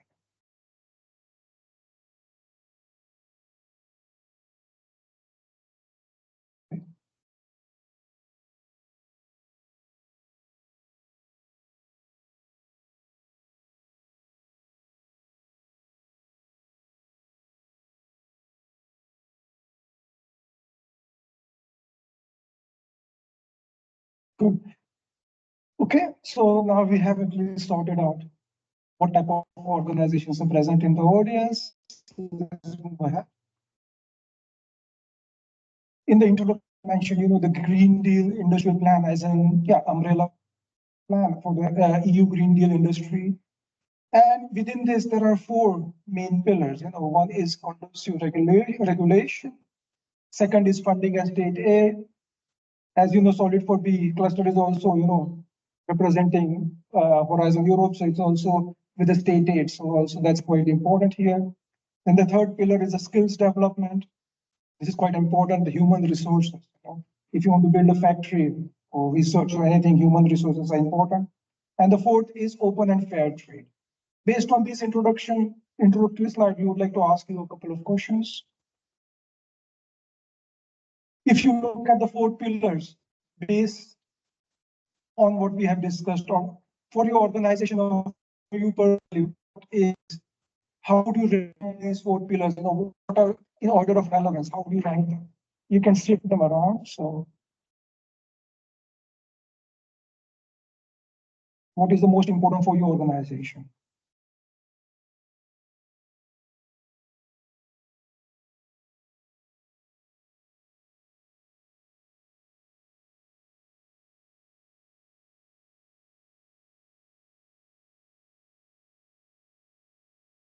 I can see skills development at the top. I think that's quite relevant.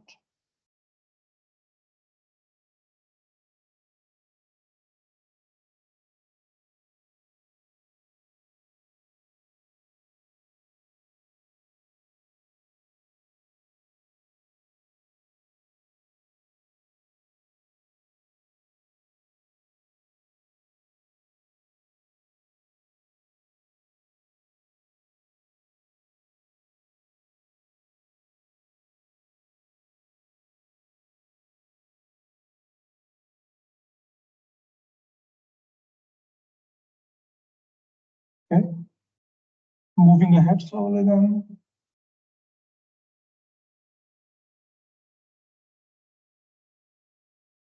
If you look at one of the pillars of the Green Deal Industrial Plan, the funding and state aid, what is funding and state aid most critical for?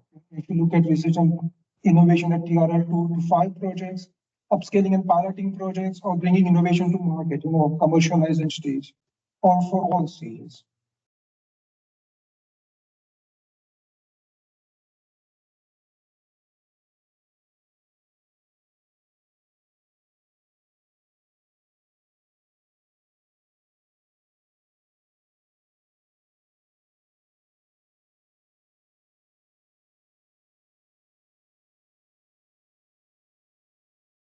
Okay, moving ahead then. If you look at the other pillar, I remember in the first slide, many of you ranked skills development at the highest. If you look at skills development, which skills does Europe need the most to succeed? Research and innovation, services, factory workers, I think that's quite relevant too. And all of that.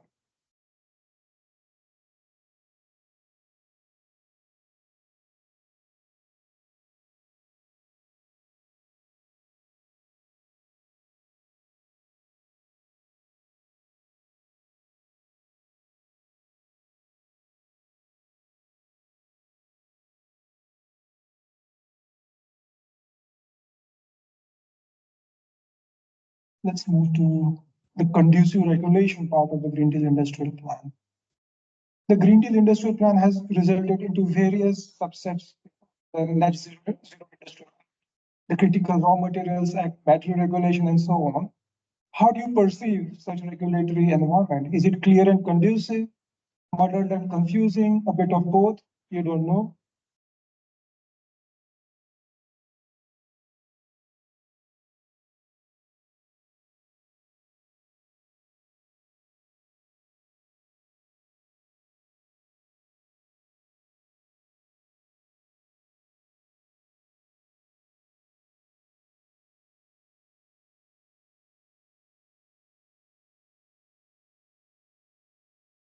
Moving ahead.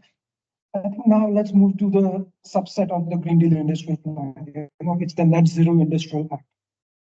we have tried to summarize that in 2 bullets. Of course, I can write 20 pages about it, but how we have 2 bullets here.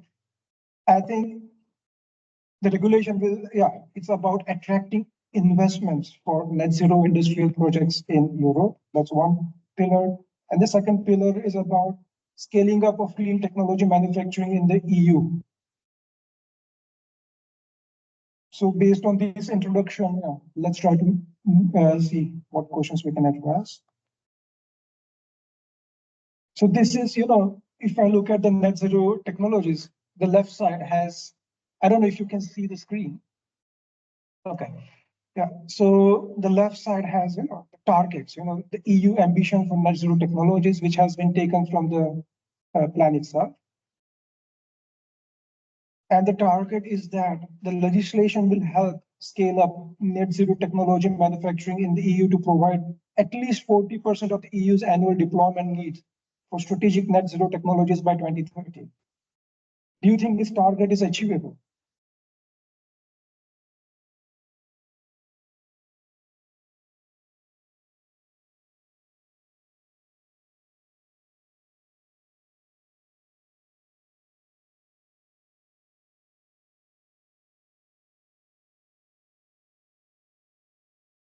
At least good signs we have optimistic people in the audience, so that's good.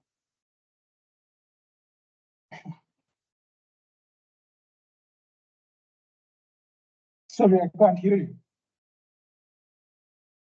Oh, good. Let's move ahead.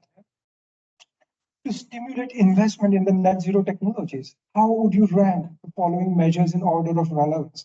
So these measures have been taken from the plan itself. There were more, but we have just condensed them into 4, so it makes voting a bit easier in this case. And then we have also clubbed them together. So these are all from the plan itself. How would you rank them in order of relevance?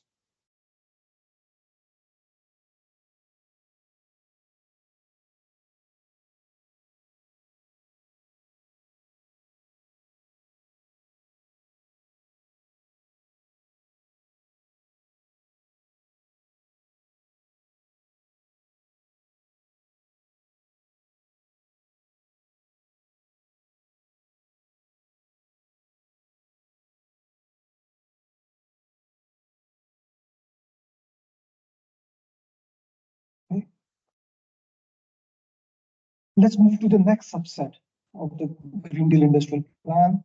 It is the Critical Raw Materials Act. Again, we have summarized this in 2 bullets. So it's about building European capacities with aims to increase extraction of raw materials, their processing and recycling, and reduce dependence on an individual country for any of the strategic raw materials. So again, on the left, you will see a snapshot of the main targets for the Critical Raw Materials Act. And if you look at that, the 2030 benchmarks are listed below.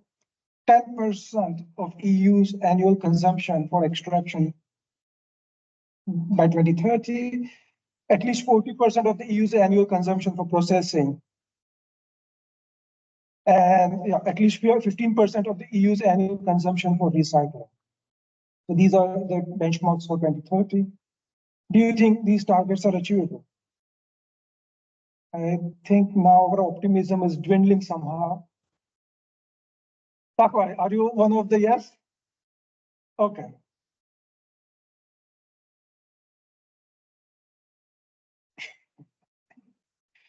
Okay, let's move ahead. Let's look at, so we again have these, extraction, processing, recycling, and, external sources related targets. Which of these targets is the easiest to achieve, the proverbial low-hanging fruit?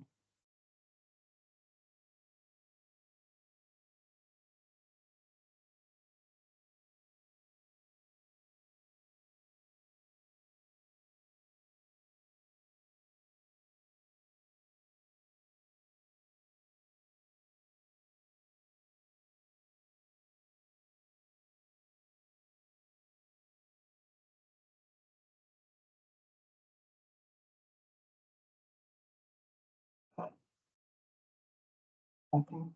Now let's look at the other side. What is the farthest route, which is the most difficult to achieve?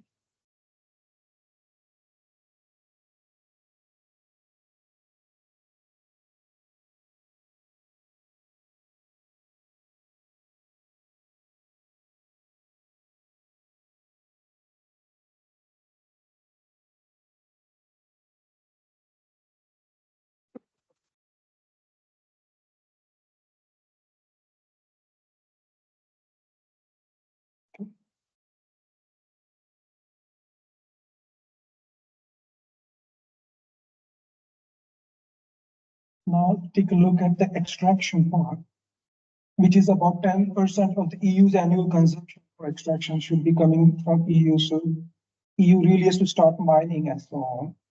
Do you think, yeah, which is the most critical measure for extraction? Like, how EU attract new investment or stimulate investment in building EU capacities for extraction, which is the most critical measure?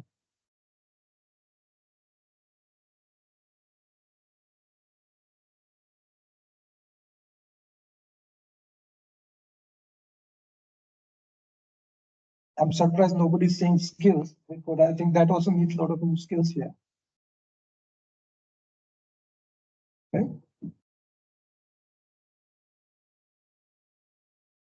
Let's take a look at the processing part.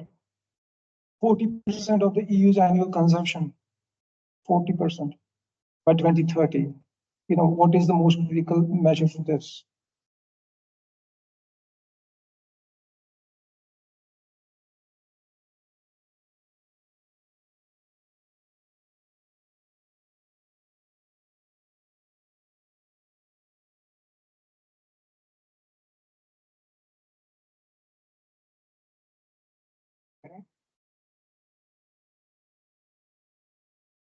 Okay. And for recycling, 15% of the EU's annual consumption for recycling.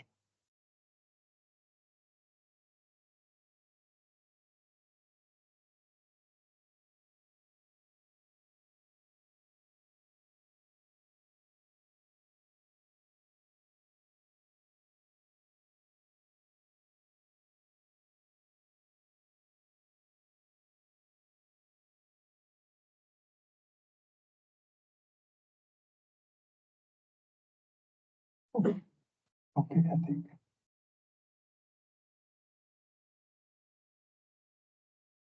Sorry. Okay, we come to the last section here. The European Battery Regulation from 2023. There are 4 bullets or 4 main focus points here. Batteries should have a low carbon footprint, use minimal harmful substances, need less raw materials from non-EU countries, and are collected, reused, and recycled to a high degree in Europe. I think if you look at this picture, I think this is from CIC MH Pune. I think we have colleagues from CIC here. And I like this because they have a nice roadmap for the next 12 years, how this battery regulation will be implemented step by step. Of course, we don't have time to go through it right now, but just overarching, question, hey, when you look at these new steps and all these new targets, do you think the battery regulation will create more obligations or opportunities for the European battery industry?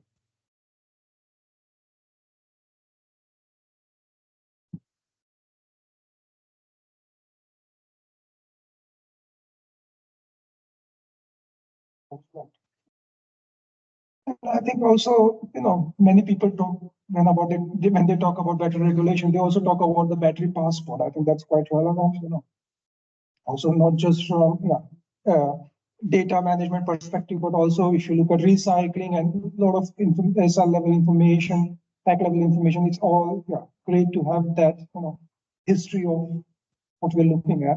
How do you see the battery passport?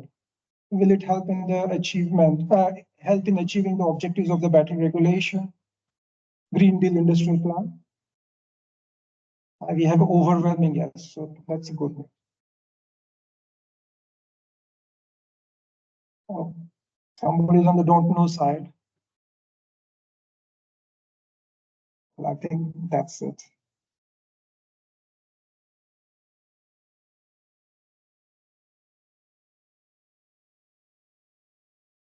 think thanks for playing. Appreciate your responses. If you have any broader comments, concerns, if you want to get something off your chest, you're welcome to type it here. It's an open-ended question. So I'll just pause here for a second. If there are any concerns or something you want to get off your chest, now is your chance. I don't think there is anything. Oh, too much repetition. I think I agree with that. I think too much rain in this case. Okay. If you want to leave your email, you're welcome to do so. If you would like results of this interactive session, or once we have a deliverable weekend, if you're interested, please leave your email. If you don't, that's great. Perfect. Thank you very much. Sorry, I can't hear you. Yeah, I'll introduce first. Okay. Okay. Thank you for everyone from outside and also online audience. Now we'll move to the next session. It will be the last session for our hybrid meeting today. It will be the third section of the theme of upscaling solid-state batteries. What is the course towards significant breakthrough? It will be led by the moderators. Professor Conway is the policy officer in BEPA, Battery European Partnership Association. And he was previously a battery researcher in Climate and Warsaw. And we'll follow with the next panelist, which is our speaker as well before, Daniela. Daniela is from Comau, has the e-mobility global competence center. And for the next is the Patrick van den Bosse from Agoria. He's a civil engineer with over 25 years experience in the field of sustainable development. And we also have online panelist, which is Gabriel Ferrara. Gabriel is the policy officer at Avere, where he works on all European policy development regarding the deployment of electromobility with a specific focus on the battery and vehicle side. So I will give the stage to Gulor. Yeah, thank you so much. So let's start this. Thanks again to all the presenters. It has been a very interesting ride throughout the afternoon. So we're gonna talk a little bit from different aspects of the question of this scale, question of this high-tech, high-performance batteries, and let's look at it from other perspectives. So first of all, I start with Daniela and repeat the question, the hard question. But from your perspective, you make it the case that this technology is a lot about machinery and it's a lot about manufacturing. So shows that we have been really involved with everything about all the savers. But let me ask you a difficult question, but I think it would be interesting for all of us to have a solid one on that. And that is, what's the status? Where are we in general? Even all the difficulties, all the challenges, all the basically updated roadmaps of the technology. What's your two-minute pitch the status of the solvers? I've already talked a little bit during my talk about this. We have seen that there are several possible technologies. There are several processes, which is the status. We are still in a moment where we still have to define which will be the next step. So we are looking at the performances, we are selecting the different technologies, and we are studying the scalability. So for sure, we need to continue to develop and to study how to scale up these the different technologies. I don't think right now there is a winning one. There are the pros and cons for most of all of them, and maybe there will be space for the different technologies and different applications. But for sure, we still need a lot of work in in manufacturing and sterility. Yeah, thank you. So let me a little bit expand on that. Is the situation more difficult than we presumed some years ago? Do you think that should we update our timelines to look at this technology, or basically other factors are influencing the ecosystem more? So we are now having a new basically horizon ahead of us. What's your take on the timing, basically? You said that again, the scalability is very difficult, but are the new factors that are affecting this ecosystem, especially this technology? I think that one of the important points, and we already talked about this with the last section, is the regulation. So there have been new regulations. We are still trying to understand how to apply them. These should help in developing some more European technologies. And there are still some open points. First of all, we need to understand how to move forward with these regulations. And I think that also we need to continue updating regulations for considering the new technologies under development, because there are in particular in terms of safety, of transportation. So I think this is something that we need to take into account. Another point, talking just from the point of view of an equipment supplier, is that we are facing some difficulties in what we were saying in manufacturing. Indeed, as we talked also in the working group of cell manufacturing and design and cell manufacturing, we think that it is needed to think more to new kinds of equipment that are flexible enough for the new technologies. So yes, we need to try to use what we have as a fit in them, but we also need to really understand which are the processes and try to make some equipment that can be as more flexible as possible in terms of chemistry, in terms of performance, to be able to move on with the new technologies that today are sustained, maybe tomorrow will be others. Thank you. Thank you. So on that point, let's move to the other extreme. Then I'm going to take Gabriele into the conversation. So you have had a lot of encounters with the basically the market, with video OEMs, with the vehicle industry, and give us their perspective on the next generation. So I think it was last week that we heard from the Stellantis CEO that we need to increase the energy density by 50%, and that's when we will have the meaningful transition. So, but from your experience with the OEMs, how they look at the next generation, how much do they need it, what's the action from their side that needs to be taken? Yes. Can you wholly hear me well? You cannot hear me? You're still mute, I think, Gabriel. We can. Yes, we can No, hear you. yes. Okay, now okay. Is it fine? Okay.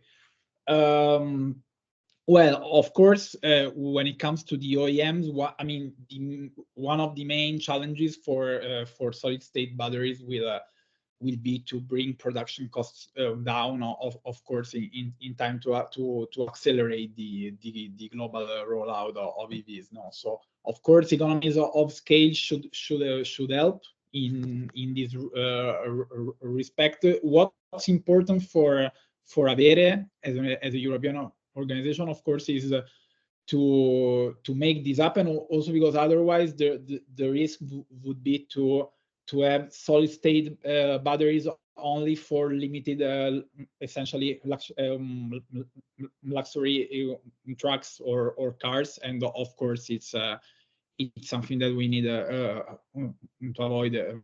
I mean, metal costs, of course.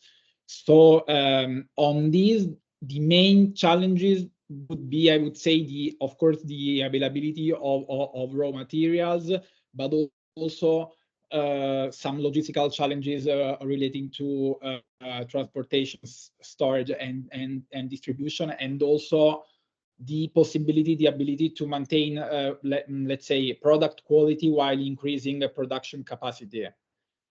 Also because it might be extremely challenging to mass produce solid state batteries to the same quality as current lithium-ion batteries. So yeah, I would say that these are some of the main challenges for OEMs at the moment. Perfect. Thank you so much. So let me face Patrick. Patrick, you've been in the ecosystem for a long time.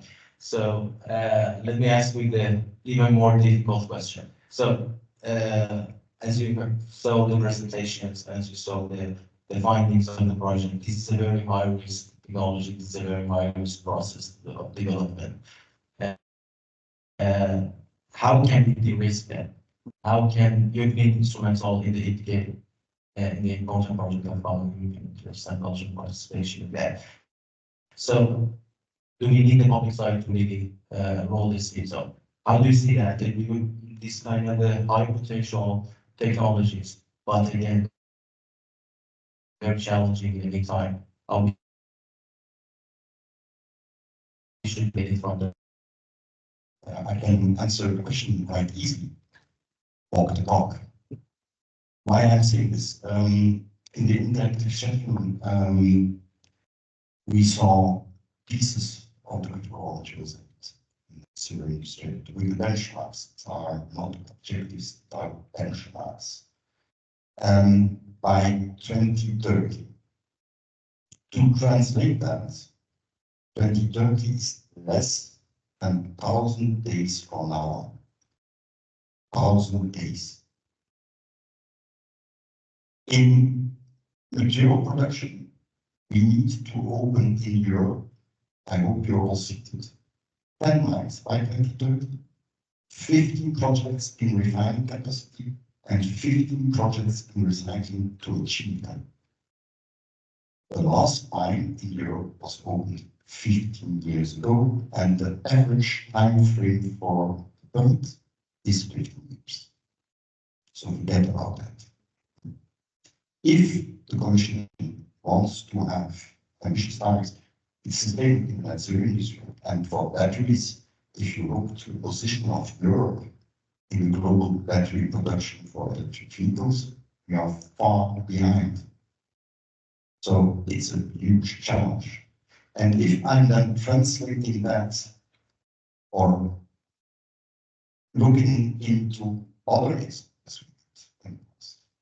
then I'm afraid that if we don't fund, if we don't put enough money on the table and walk the talk, we lose again. I take one example. Photovoltaic cells. We had in Europe a production capacity, which was all. We subsidized putting them on the roofs of the persons. We did some R&D on the next generation, and we stopped the R&D because the Chinese went with mass-produced PV cells on a low-cost scale. I hope the Commission, the next Commission, will not do the same mistake, and we need to do both things in parallel. The OEMs, like you said, they want cost-effective, high-density battery so that they can be competitive in a global market. Because don't forget, a lot of Chinese electric vehicles are coming to Europe. Other types of batteries, but again, it's about a race and being innovative, taking part of the market. Because in the battery industry, it's 40% purchase capacity in Europe and 15% of a market volume. So it's even looking beyond. And when it's lithium-ion state, we are all technologies. Because the future is coming. And so walk the talk, it means that we need funding on R&D. We need funding on upskilling. We need funding on going to the market. We need a lot of funding. And that's the problem with the European Commission.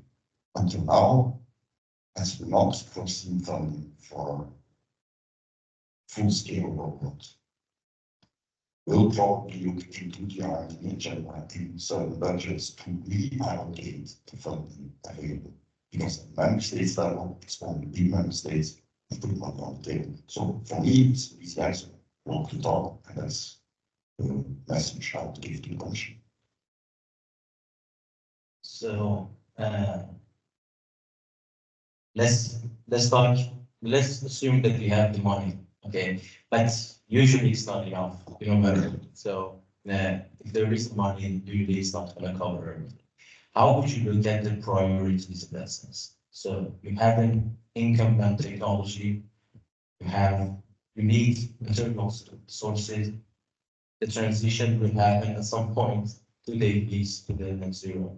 But there is technology on the horizon that would potentially substitute that. So in that ecosystem, how would you look at the priorities in terms of, so if there is a company with incumbent technology that is going for the scale up, and you have challenges in the scaling of a new technology, how would you navigate the proper funding investments? Because the money is never enough. We have to choose, we have to select the most appropriate one. But from your experience, how you look at the problem? I think an element which is a little bit missing is, I think we have maybe too many fragmented initiatives.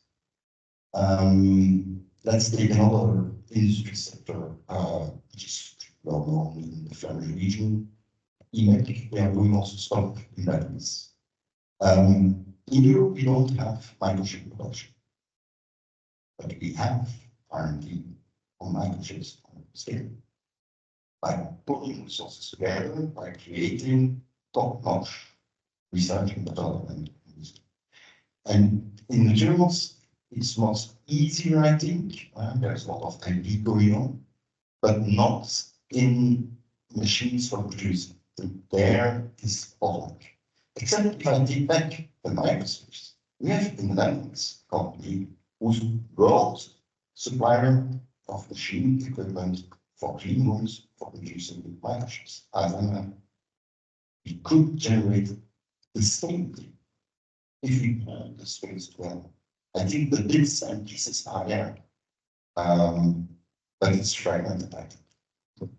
And the discussion on dry extruding, for instance, it's coming back and back again, because I heard the same problems 20 years ago on the extrusion of aluminum. A customer wanting another alloy, the extrusion parameters were not right, and the product went wrong. So why are we not learning and trying to build beyond knowledge on materials, but also on how to manufacture them in a way to apply them? Because there is a lack of data, of knowledge, because it's trial and error. Exactly. I think that's a great segue to the question that you made, Daniel. So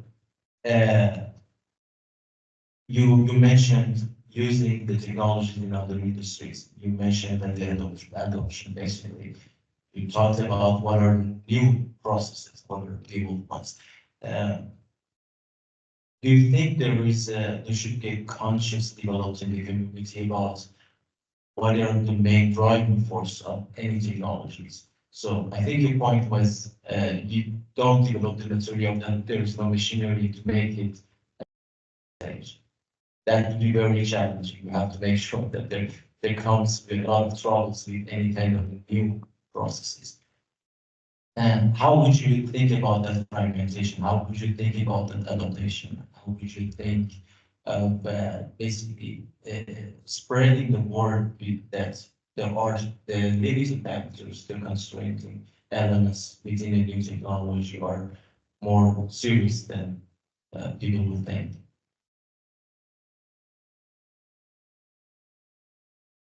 We want to be in contact, not just me, but also other speakers today, is the need of preparation. What I've seen in these years is that this collaboration has started more and more. At the beginning, it was more develop something that was very good at level 11 to publish these results, but then some of those works couldn't go ahead. So this part is starting more and more, and this is for sure something we have improved. I completely agree on what you were saying. Even if we are learning to collaborate, there are still parts that we don't know. We need to learn from each other. If we take some technologies for all the industries, we need also to take the competencies to work together on that.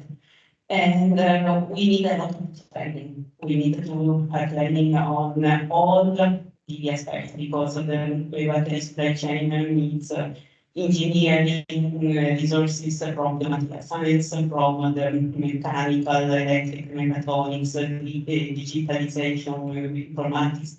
We need technicians that operate the machines. We need safety specialists. This is something that is missing.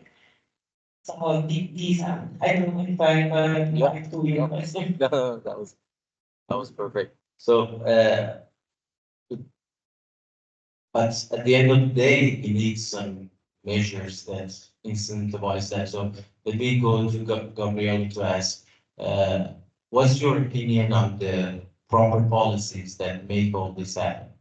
We gave up comments in the interactive session about the Necessary Industry Act, CRM, etc. But from your experience with the OEMs and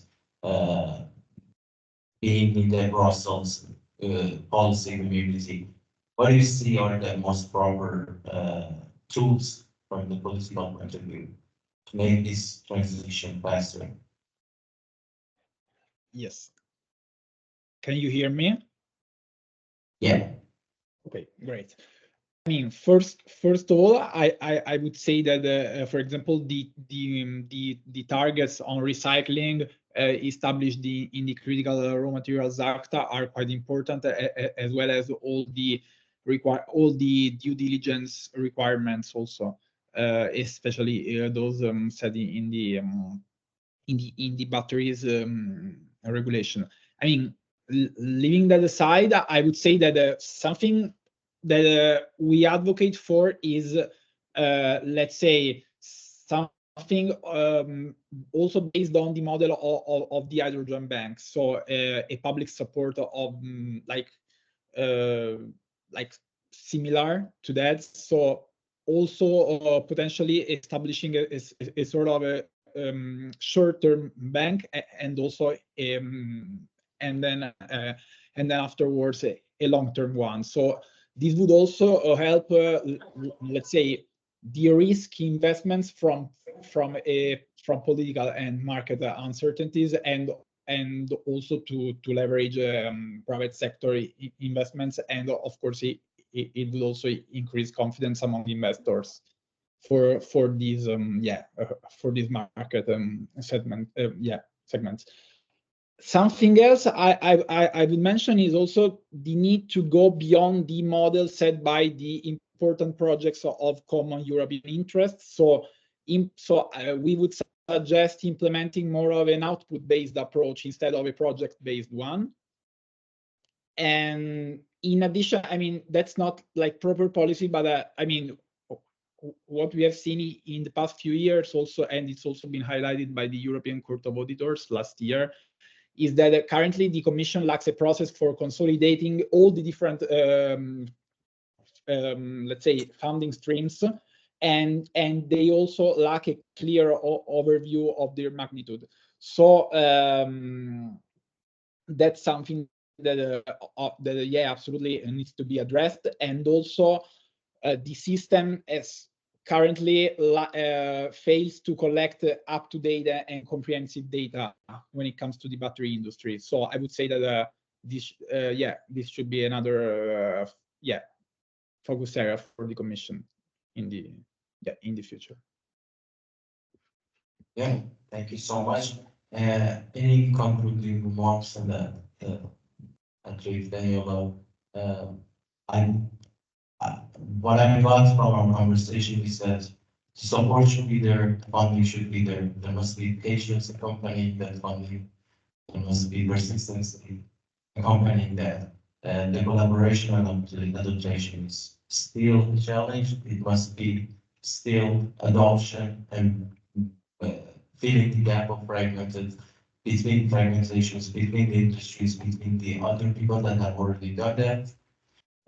They have the drawing rooms, they have already big drawing rooms. It's just a matter of how to adapt ourselves to that kind of technology. And again, making sure from the Lumira's point of view that everything is heard within the community of the policy-based district area. But yeah, that is very interesting. Thank you so much. If there are not any final remarks, please. We call it the 4S speed. Speeding up optimization, speeding up research. Speed is of essence. Simplicity. The regulation is fine, but in some battery chemistries, you will find PFAS, being that not the nicest substance at the moment, which will be forbidden. So simplicity, clear, correct rules, sustainability. We will not encompass sustainability. And support. Support both in de-risking, but also support in being competitive. Because we didn't talk about energy prices, which is all. Thank you so much. Thank you. So, Monica, thank you. Back to the stage. Okay, thank you, everyone. Thanks a lot. Yeah, here comes to the last session of our solid project cluster, hybrid event. And yeah, now we're in our end for especially for the online audience. Actually, for this on-site, we can continue with the networking session. If you want to exchange your contact and everything, it's up to you. Then I think for the online audience, that's all for our event today. And yeah, especially thanks for all of the audience and thanks for all committee. Here, my partners, I'm Rahmanika and my partners Taqwa and Katarina, Marco, and also Andy also here. Yeah, thanks for everyone who helps this hybrid cluster hybrid event run well until today. I think that's all for everyone online. See you in next time. Thank you. Thank you. Have a good time. Yeah. See you. Thank you. Thanks a lot. Bye.